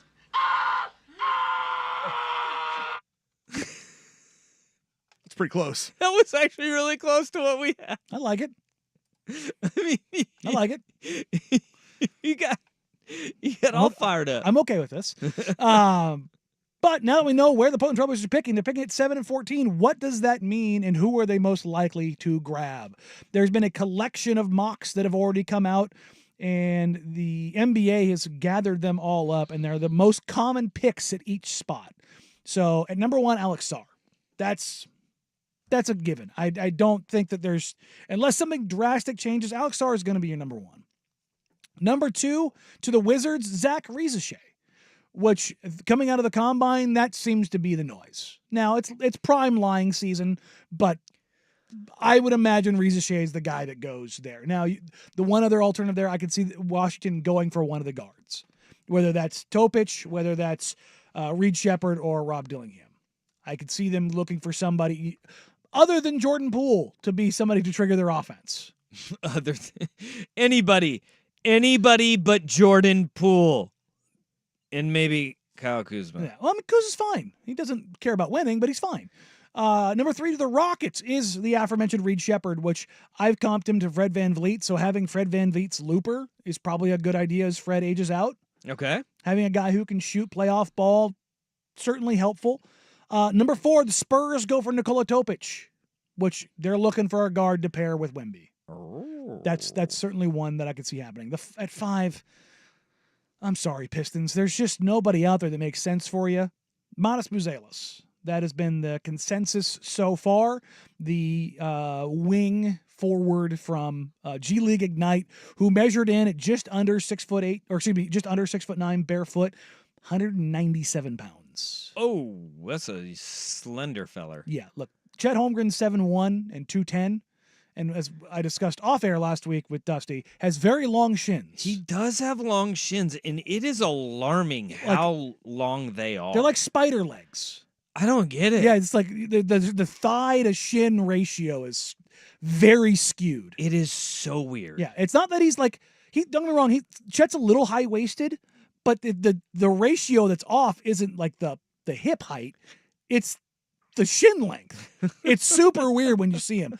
I look at Matas, and I am not interested as somebody to come into the Trailblazers. I look at him for the same issues I look at Zach Collins. Zach Collins today still does not know how to leverage his body. And now he's put on weight. He's gotten stronger, but he does not know how to leverage his body. Watching Matas play, not only is he light, he doesn't know how to leverage. Now, much like Zach Collins coming out, he's a shot blocker from the weak side where he doesn't really have to use his physicality. He's got some natural timing there. He also, unfortunately for him, at the combine right now, just shot pretty poorly from the stationary shooting drills, 15 of 25. Which, if you're a guy who's like, no, he's really a shooter, he just got to get out of the G League. He's a 75% free throw shooter. None of these marks are like, yeah, no, that's a guy who can shoot it and figure it out. So that's number 5 for the Pistons. Number 6 to the Hornets. Stephon Castle from UConn. I like UConn players. Also a great guy to slot in between LaMelo and Brandon Miller. That's your defensive guy. He's got good playmaking instincts. You've got some shooting to support him. But isn't going to require a volume of shots to doesn't be taken. Doesn't need to have the ball in his hands. Going back to what we were talking about hour number 1, like the slotting of this draft and the value that you can get in some players. Now, the health of LaMelo Ball is going to be always a long-term a big question for the Charlotte Hornets. But This is where kind of that salary slotting can help a team out, where if they were up higher in this draft, you're getting a guy probably requires a little bit more volume, doesn't fit that skill set. They're kind of gotten a good little spot there at 6, staying at 6. Portland Trailblazers. These are the okay. Here's who the consensus mocks have them taking: Donovan Clingan and Dalton Connect. These are the remaining players on the board: Donovan Clingan, Dalton Connect, Robert Dillingham, Ron Holland, Isaiah Collier, nope. Jacoby Walter, Cody Williams, Jared McCain, Tejan Saloon. Oh boy. All right, Clingan, big man, UConn again. Dalton Connect is a shooter. Team needs shooters, but he's a 6'6". He's 6'6" shooting guard, right? Who's not going to be running the point for you? I don't know if I think I like Clingan more than I do Connect in that situation, but at the same time, I will also go with, you had a 3,000 word write up on Saloon, right? Yep. What did you? I really like Saloon. Will he be there at 14? Because the Blazers also have 14. That's a scary spot because I think Utah is a team at 10 that would look at Saloon. Okay. Because they're in the same position the Blazers are, where they don't have a guy yet. Man. Now they've got Taylor Hendricks, who might occupy that spot as a project guy that they're working on, but I could very much see them taking that swing there. Okay. Boy, I'm not in love with really anything that was said. What do you? I mean, I guess it would be Clingan then, would be the guy that you would want to go with, another 7-footer that you could have down low, but is not going to be a guy that you are looking at to be a workhorse for you, right? But that's at 7. We're talking about 7 right there. I'm looking at Cody Williams. The Colorado Buffalo. That's who I'm looking at there. That's actually the next draft profile I have coming up on the Patreon is Cody Williams. It's something I was working on this weekend. I was looking at that, the way this shook out. Cody Williams' consensus has him at 9, and I think a lot of that has to do with how much he struggled down the stretch of the season in the Pac-12 tournament and then in the NCAA tournament. But he was dealing with an ankle injury. Like, that's Jalen Williams, his older brother who plays for the Thunder. Jonathan Givney tweeted out that during that, like leading into that tournament stretch, that Cody Williams had scored I think it was like 25 points over the last 4 games. And Jalen Williams quote tweeted him with like, "Hey, how about we don't cherry pick the info and also highlight that he's got an ankle injury and he's playing on a minutes restriction."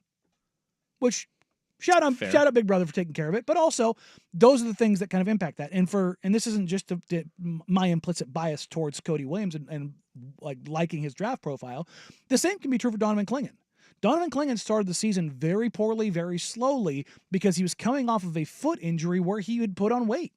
He was roughly 285 pounds. I heard throughout the season he got down like 268, 270.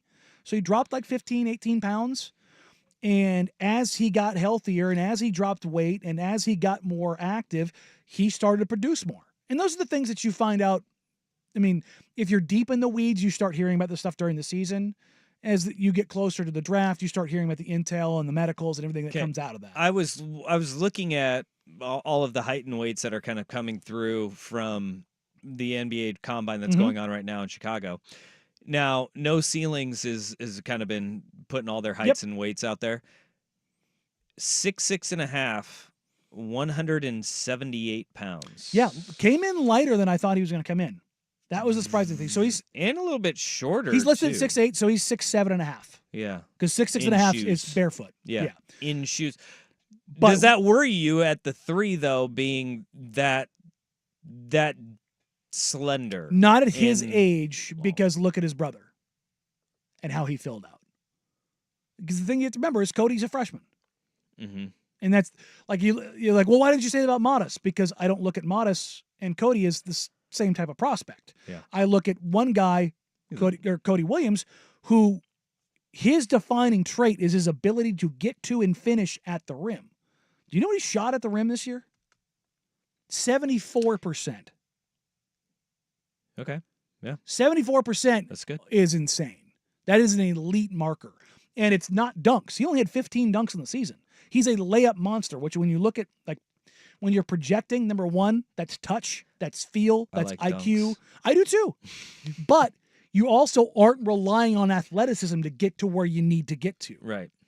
So when I look at those kind of things, like, well, he weighs less. It's like, yes, but also look at his brother's profile. Go look at him. It was Santa Clara, Santa Barbara. I always get the two schools mixed up. Santa Clara. When Jalen started getting older and got to his junior season, go look at the difference between Jalen Williams, his freshman year versus his junior year. And now look at him in the NBA. You got to project these guys. You're not projecting them at 19, 20, 21. You're projecting them at 24 to 27. Yeah, I am. But Jalen Williams did come in at Santa Clara, 195 pounds as a rookie. I mean, that is in 195 to 178 pounds. Pretty big difference there. I wonder what he was like though when he came in, because he left after his junior year. Yeah, that's 2 more years. And so I wonder where he was at when he entered school. But I also I don't know. Like I just getting to the rim, being long, like dudes are put together in the NBA, right? Like we just think of like football players. The level of physicality that it plays, especially to be a small forward in the NBA, right? There is a far higher level of physicality than we give that league credit for. That would be the only one. But again, you say, look at his brother. His brother is a unit on the outside, and he also is at 6'6" as well. I mean, they height-wise, same height, and his brother very effective. His brother coming out of high school was 6'6", 180. 6'6", so the same. Almost the same. Almost exactly the same. All right. So that's what's he at now? Jalen? Yeah. I mean, imagine he's like 220. Yeah, I would imagine he's probably 215, 220. He's a solid dude. 210. Which means probably 215, 220. Okay. So, yeah. So when you're doing this, you're projecting this out. Because the difference between Jalen Williams now and Cody Williams, when you're talking about body types, what, 6 years? Yeah. Now we're 5 years. There's everything from 195 to 211 for Jalen Williams. Okay, so he's 210 plus. Yeah. I'm very comfortable saying that after watching him and being next to him. Yeah. The thing about Cody is Cody's got a 7'1" wingspan. Yeah, he's long arms. And that's why I was surprised that he didn't come in at 6'7.5". Like I thought he would have been 6'7.5" barefoot. Okay. So, but when you're talking about the different prospects that are out there, it is a little interesting to kind of take a look at who would possibly be available. Now, this is today. There's going to be guys. I don't think Steph Castle's going to be there at 6. I think he's going to shoot up draft boards. There are people that have already mocked him at No, 1. Yeah. I very much believe Castle's going to go a lot earlier. I could be wrong. I don't think Modus is going to go that early, but Detroit is kind of a wild card there because they're so desperate. You never know what you just don't know what they're going to do, and you don't know who's in power there because they're still trying to find a president for the organization. How's that search going? Well, Neil Olshey turned it down. Oh, really? Trajan Langdon, who's assistant GM with the Pelicans, great dude. He is a finalist for that position. And honestly, I think if Trajan was the guy who got that job, that's a good hire for the Pistons. Now, they still have an owner who, not great. Tom Gorse is, hey, Monty Williams doesn't want to coach here. Keep throwing money at him until he wants to be here. I don't care how miserable he is. Well, they did it, and they did a good job of throwing enough money at him to lose. $15 million is a lot of money. Yikes. So, but there's a lot of opportunities for guys to both rise and fall. Right. And that's the part about picking at 7. If you go from one team's board to another, there's probably not going to be a same board in the top 10, top 12 across the league. Legitimately. Which that just doesn't happen. And this year is so weird. It is so bizarre. These guys aren't bad. I need to get that out of the way. When we talk about this draft not having the top end, it doesn't have the generational guy that people can readily identify. It doesn't mean these players can't play. It doesn't mean you can't find really good role players. It's just nobody knows who the Giannis is. Nobody knows who the Rudy Gobert is. Nobody knows who the C.J. McCollum. Jared McCain from Duke could end up being C.J. McCollum 2.0.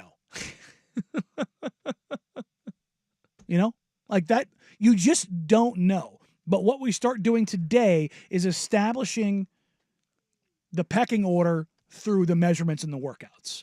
Then we get the individual workouts, you get the intel and you get the interviews, and then you start hearing the smoke season or the smoke signals kind of going up and who's trying to lie publicly and move things around. It's just, this is when you start seeing the separation. I want to see movement out of 14 though, because this team, what are they going to do with another young player in a not deep draft? We are already seeing teams are willing, and reports are out there that they are willing to move out of, the top 5 in trade down. It doesn't feel like it's going to help this roster whatsoever to get any younger at 14. The 14 pick is the one that I'm not sure of what they do with it. Do they use it to trade? But does anybody want it? Is the other question. Sure. Yeah. Yes. Absolutely. Somebody will want it. Absolutely. Like, you still get talent, especially we that thought point. that about 3 last year. Do we really have to go through this? No, I'm just like, saying, I have to deal with it from the idiots on Twitter. Come on, man. But I'm talking about the conversations we had leading up to the draft. Yeah, and there was something on the table, and there were multiple things on the table for 3. You know that. Well, I'm just saying, that's what we thought heading into it, and then we were like, oh, well, they used both picks. Yeah. And, I mean... them not trading 3 wasn't a surprise, knowing what was on the table. Them using 23 was a surprise. Right, which would be like 14 this year. Yes, but with more young guys already on the roster. Right. That's what I'm saying. Like, I don't think you can go that much younger with it. Yeah.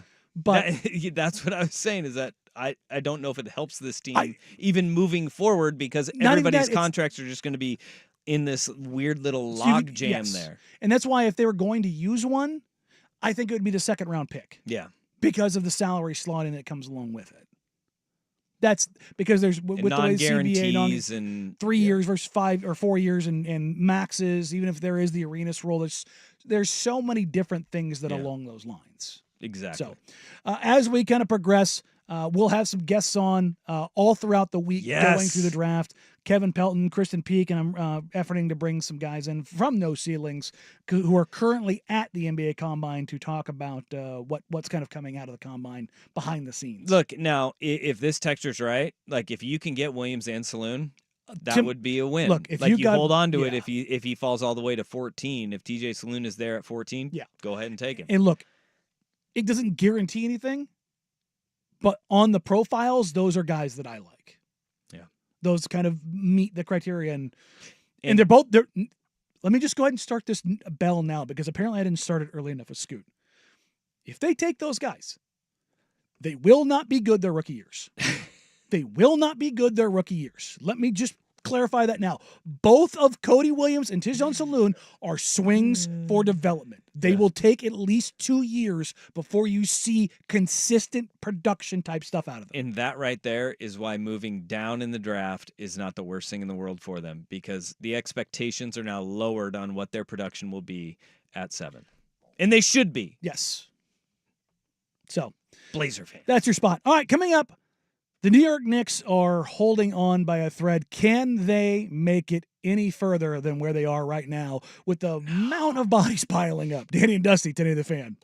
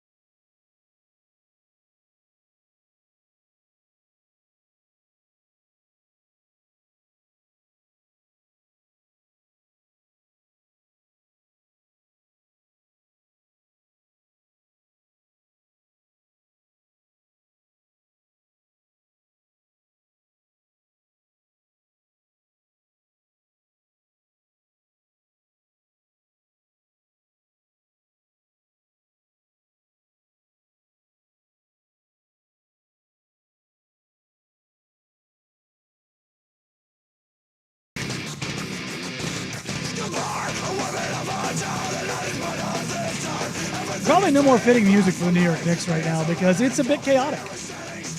Yeah, it is. Well, Slipknot. I know this one. Hey, look at I know you. Slipknot. I know Slipknot. They're actually coming here soon. I do know that. You want to go with me? There is nothing I want to do less than go to a metal concert. Not just with you. It's not you. It's me. There's been a lot of discussion about whether or not Tom Thibodeau overplays his guys. He does. But over the last, decade? But this year it's been because it was necessary. Because they've been injured. Because Julius Randle has been injured. Because OG Anunoby had surgery on his elbow and then for some reason came back and then played in Portland and re-injured it. And I heard him scream. I remember that at the time I told you about that. On the floor, he screamed. And for those who don't know, I sit in section 113, like right in front of Travis Demers doing the radio call, like half court, right at the top of the 100 level. I heard OG Anunoby kind of quasi-hyperextend his arm and after elbow surgery, and he let out a scream so loud, I could hear him clearly 85 feet away. That's crazy. In an arena filled and loud. Like, it was a yelp, and I was like, oh no. And then he ended up coming back out and playing. And I was like, I was talking to the Knicks reporters who were here at the time. I'm like, why the hell is he out there? And they all like, we have no idea. Tibbs is why. And so that one was kind of like, And you have the old Pat Riley quote, you play 8, your rotation 7, you get 6 on the floor, but you trust 5. Yeah. And that's kind of how Tibbs handles things. And that's not entirely uncommon, but they have just been riddled with injury now, with Randall out, with Mitchell Robinson being banged up, Hartenstein's shoulder, OG Anunoby's hamstring, Brunson's ankle and or foot. Like, you just kind of go down the list, and they're just too beat up now. They usually don't do that to the tune of 3 players playing 44 or more minutes in a game, right? Like, I mean, that whole Pat Riley that you said, you give guys a little bit more of a break. And look, I think Tibbs had an awareness of it, even though I still think that he held on to Brunson being in the game for too long when he has a dinged up foot and you're getting run out of the gym. Was it 31 at half? They were down like 31 at halftime. Was that what it was? It was something like that. It was over. I don't know, but it was, you're sitting there and you're like, don't bring him. Oh my God, he's bringing him back on the floor. That's where Tibbs loses me a little bit, is that when games are in hand and he's not going to pull the rabbit out of the hat, the guys are still getting run into the ground. And that can be where the Knicks may just run out of gas completely. But as they head back, we were talking about this after game 2. It's like, hey, you held serve on your home court. If OG's hurt, if Brunson is dinged up, who gives a rip about what happens in Indiana? Mm-hmm. And they kind of played like it in game 4, right? I mean, that's as close to throwing in the towels you'll ever see those guys. Game 3 roll. we kind of knew was going to be the throwaway. Like, you rest Brunson, you rest OG, and you just go, look, man, it is what it is. If they aren't playable, it doesn't matter. But now OG is likely out for game 5. And no, I think he's been ruled out now. He's ruled out officially? I want to double check it. I saw it earlier, and I thought OG Anunoby was ruled out. Well, we'll see how that goes for him. But that's early to call that not playing in Game 5, too. That game's tomorrow. And if there's one thing I know about all of those dudes with the Knicks, they're going to want to play up until the very last minute. So that puts into question, all right, are we going to see him in Game 6, right? He has not run since his injury. Yeah, okay. Dude's not playing. This is very reminiscent of. So we're calling him questionable. Yeah, this is the Giannis. No. Remember, Doc? Both those guys are very, very, very close to returning. I had been told that Giannis was going to be out for at least 3 to 6 weeks. Well, and on the flip side of that, we have Game 4 tonight of the Cavs and Celtics series. Kristaps Porzingis, initially it was, hey, he could be back in the time frame. Could be Game 5 of that series. If the Celtics win tonight in Cleveland, I don't think we see Kristaps either until the conference finals, because you're going to afford yourself a little bit of a runway there, because that Knicks and Pacer series, we know it's going at least 6, right? So you're going to have a little bit more time for Kristaps Porzingis to get healthy with that calf injury for Boston, and all things may just be falling Boston's way even more if they house the Cavaliers like they did the other night. How this thing shakes out, the Pacers have a chance to be a little bit like the Atlanta Hawks a couple years ago, making a conference finals they probably shouldn't have. And hopefully they don't double down on the stupid like the Hawks did. Yeah. Or like the Blazers did if you ask Draymond Green. Yeah, which, don't get me wrong, he's not wrong about how they got there in the sense of like they weren't a conference They were finals. totally lucky to get there. But, I mean, they did absolutely pace the Thunder, and they beat the Nuggets in an all-time series that was a blast. Yeah. But beyond that, like, yeah, they had a 13-point or better lead in every game, but they also just got dog-walked by the Warriors because that's what the Warriors did. Yeah. It is what it is. There is one series, though, that has a chance to get evened up tonight. Dallas Mavericks and the Oklahoma City Thunder. Which way this goes could be a defining point for which team, or for a team, but which team is that? But first, it's Big Kahuna with the SportsCenter update. You mind if I have some of your tasty beverage to wash this down? I do. This is a DGA Championship Week edition of Danny and Dusty. Brought to you by Langdon Farms Golf Club. Now, from the Fan Sports Desk, a SportsCenter update on 1080 The Fan. Jeff Rust here with your SportsCenter update. First on the Fan, the NBA draft lottery gods not kind to the Trailblazers yesterday as they were jumped by 3 teams, falling all the way down to the number 7 pick. They do also still get the Warriors' number 14 pick in June's draft. However, the top 3 picks belong to the Hawks, Wizards, and Rockets. In the NBA playoffs, the Cavaliers looking to tie the series at 2 games apiece, hosting the Celtics. Jarrett Allen is out. Donovan Mitchell not present at shoot-around this morning due to a calf injury. Tip at 4 o'clock. Celtics are 8.5-point road favorites. That's followed by the Mavericks looking for their 3rd straight win and a 3-1 lead in that series. Hosting the Thunder, Luka Doncic dealing with a knee injury, but he was able to participate in shoot-around this morning.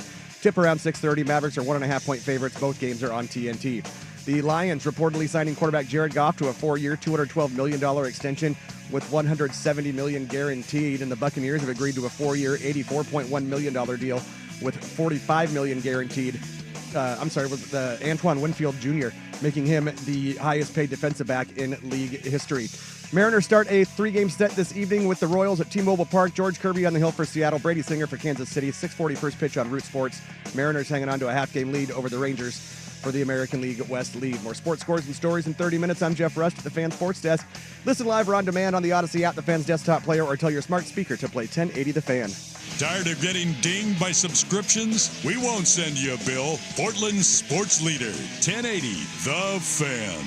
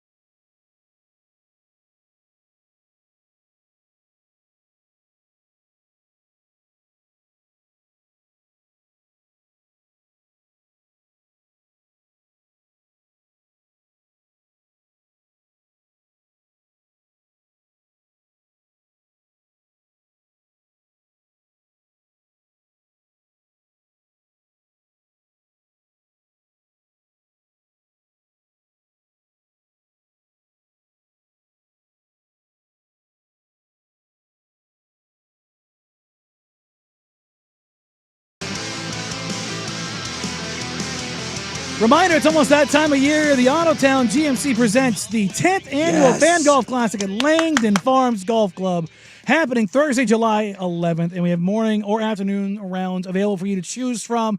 They are going quickly. This will sell out. It does every single time. Or a year. I've gotten a lot of texts and DMs and stuff like that over the last couple weeks. Yeah. Hey, when is this happening? You guys have sent it into IG and Facebook. It's happening July 11th, Langdon Farms. It will sell out. Make sure you go get your tickets.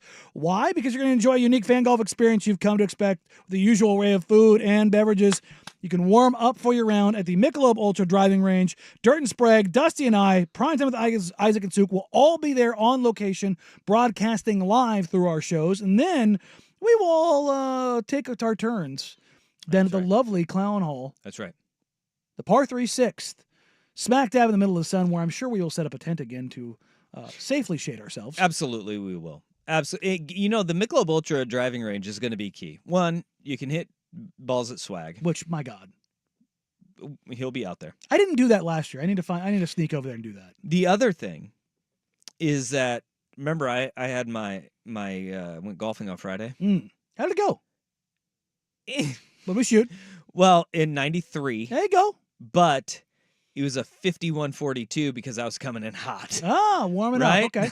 It was a rough start. I rolled a few putts, got out there, rolled a few putts, and then the first couple holes, it was a warm-up. It went 51-42 to get to 93, which is unconventional in my ways of golfing. Usually 45, 46? Or a meltdown on the back side and not the front side. And so it was, you want to use the driving range, get a little loose because you don't want to just roll out there and just start swinging. I mean, you can, but then you end up like me. Yeah, you don't, or Broken. Me the other day, and it was bad. It wasn't good. But I will say, it was great to be out on the course again. There. Oh, it was so good to be on the course again. No, I'm going to be excited. This is going to be a ton of fun. Remember, we will be on the par 3 6th hole to impart all of our golfing wisdom, joy, and probably heckling. And that hole, again, presented to you by Doers. And they'll have some tasty beverages, I'm sure, out there for everyone. The 10th Annual Fan Golf Classic. You can sign up on 1080thefan.com to sign up your foursome. Go there now. Go there quickly. That way you're not sitting there complaining on the text line in a month. It's full. Is there any more spots? Because it happens every time. I wanted to go. Then go. Go rustle up your foursome. If you're in the YouTube comments, you're on the text line, wherever, and you want to put a group together, do it. Just put a group together. That's what I'm talking about. It's much better. It's much easier.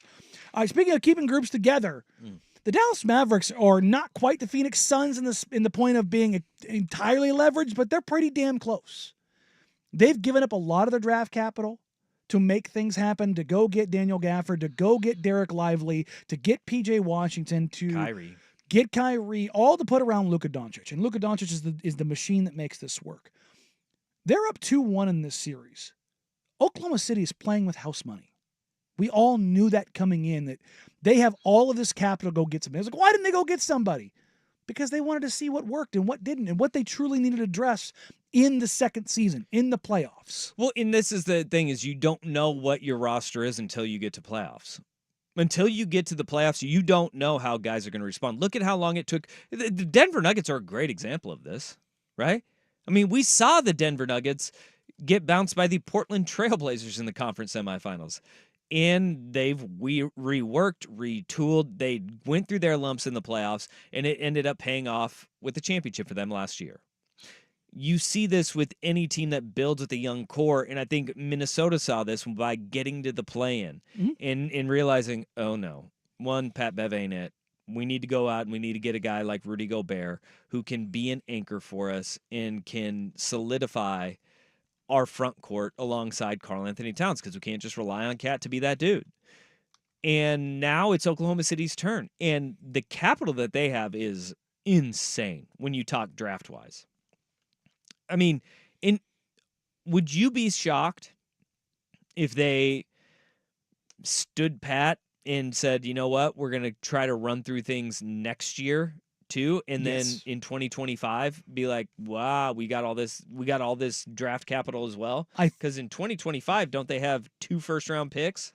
I still, I 2025? think they're going to make a move this summer because I think there's going to be a lot of players, big name players, moving this summer, and they have the levers and the salaries and all the different machinations to help expedite trades, but also get their own done. Jonas Valanciunas is a guy that's been thrown out there that could be a guy that could be had as a free agent. I could see Oklahoma City going down that road. Paul George to Philadelphia feels like it's getting more and more real as a free agent, and which might squeeze some guys out in Philadelphia, which might have a trickle-down effect here, which might push some guys here. I mentioned it earlier. There's rumors about Kevin Durant still wanting out of Phoenix. If he goes to a team like Houston. Houston's got to be motivated to win next year as well because they got the number 3 pick, their pick does not convey to Oklahoma City. Mm-hmm. And so next year, Oklahoma City has a pick swap with the Houston Rockets. Yeah. And they don't want to be stuck. And the Houston Rockets right now, we've talked about this. The Memphis Grizzlies inherently will be better next year because injury-wise and Ja Morant will not be suspended and or hurt, right? You have got, they're going to get better next year. Who's really falling off the table in the Western Conference for the Houston Rockets to vault up and overtake for a playoff spot? Like, they've got to get better, exponentially better, if they want to be a playoff team next year, because the Thunder could sit there and be like, swapsies. Mm-hmm. They're motivated. The Rockets are motivated to win Yes. this year because they don't have control over their pick. And they've invested quite a bit of money in Fred VanVleet and in Dylan Brooks. And they've got Jalen Green and Alperen Sengun both due up, like, as far as their rookie extensions. Like, you're looking at opportunities, like, they're going to very quickly run out of money. Oh, my gosh. Yeah. I'm looking at Oklahoma City's picks for next year. Mhm. Pick swap With Houston. Mhm. or the Clippers. Yep. Either one. Miami, top 14 protected. Mhm. Philly, top 6 protected, Mhm. and their own pick. Mhm. They are going to have 3 first-round picks next Mhm. year. And probably none of them in the lottery. None of them in the lottery. So, But 3 to move up if they can. You're not moving up in that draft. I know, right? They're But for probably 3 gonna, picks? They're 3 for 1? Not only that, they have so many picks, and this isn't necessarily a downside, but it is. They have so much capital right now that they're going to have to give some of it away because they can't make the picks because their roster's going to fill up. They're going to trade. They may trade out of next year's first round and just keep pushing them on back because 2027 they have 3 first-round picks. 2026 they only have 1. They're going to have to. Bums. 2028 they have 2 first-rounders. 2029 they have 2 first-rounders. 2030. No, they're not going to give them away, but because they have their so own. many, it does, in a weird way, push the value down because everybody looks at their roster and goes, you're not going to make it. And that kind of brings back to my original point. The Mavs, they need to win this series because it might destabilize things because there's NBA predators in the wings, the Danny Ainges of the world that are waiting to jump and put their offer down to go get Luka Doncic. Yeah. So the Mavs, they've got to figure this out right here and right now and make sure they advance to the Western Conference Finals to show that the path between Luka, Kyrie, Lively, Gafford, that makes more sense going forward. You know, the world makes sense now, again, because I'm rooting for the Oklahoma City Thunder. It felt weird rooting for the Mavs over the Clippers, but it was the right move for me. I didn't want to root for the Mavs. Why? At all. Because do you not like Luka? I don't like Kyrie. Oh, okay, that's fair. That's fair. All right. Big Kyrie guy. I understand now. All right, coming up next, we'll get ready to hand you off to Isaac Suk here on Danny and Dusty, 1080 The Fan.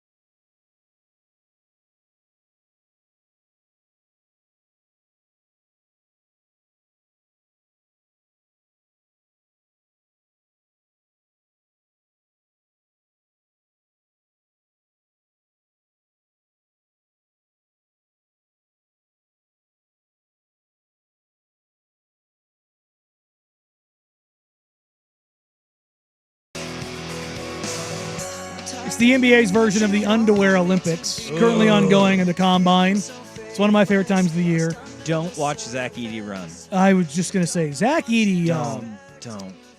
He's a very, very, very large man. He measured in at just a crack under 7'4", barefoot. So huge. He is 7'5" in shoes. And he has a 7'11" wingspan. No way. And the text line and my DMs and my inbox are filled with people asking about Zach Edey. Most of you wanting to draft him. Stop watching college basketball. Don't ever take the college basketball national player of the year stuff. Not great, Bob. Not last couple years. Luka Garza can't get on the floor for the Pistons. Ooh. Okay? That stuff just... Look, Edey's probably going to be an okay pro. Think about it this way. How many players in the NBA are players that you throw the ball into the post every possession? The number's 1. It's Joel Embiid. That's it. And Zach they're getting Edey, further and further away from getting him the ball in the post, too. it's more at the free throw line. Yeah. Zach Edey has not shown that he can function outside of that spot. Now, the big Edey supporters are like, well, look at him. He's shooting movement threes at the Combine. And by movement, they mean he took 2 steps and then stepped into a shot and hit, I think, 15 of 25 today. Edey's going to be better than Boban Marjanovic. He's going to be more than a freak show. But he's not going to be a guy. He's not Wemby. I got your last 10 Wooden Award winners. Would you Go, like to hear them? run them off for me. 2013-14, Doug McDermott, Creighton. Solid player. 15, Frank Kaminsky, Wisconsin. Not in the NBA. Buddy Hield, Oklahoma. One of the best three-point shooters in NBA history. Frank Mason, Kansas. Not great, Bob. Ooh, Jalen Brunson. There you go. Zion Williamson. There you go. Obi Toppin. Yeah. Although he's starting to figure it out. Luka Garza. Yeah. Oscar Teshweeby? Shebwe. Yep. Kentucky. Mm-hmm. Went to Virginia, West Virginia after that. Or came from West Virginia to Kentucky. And then Zach Edey. Yeah. It's not a particularly great indicator. No, it's not. So. And before that, you have Trey Burke, Anthony Davis, Jimmer Fredette. There you go. For every now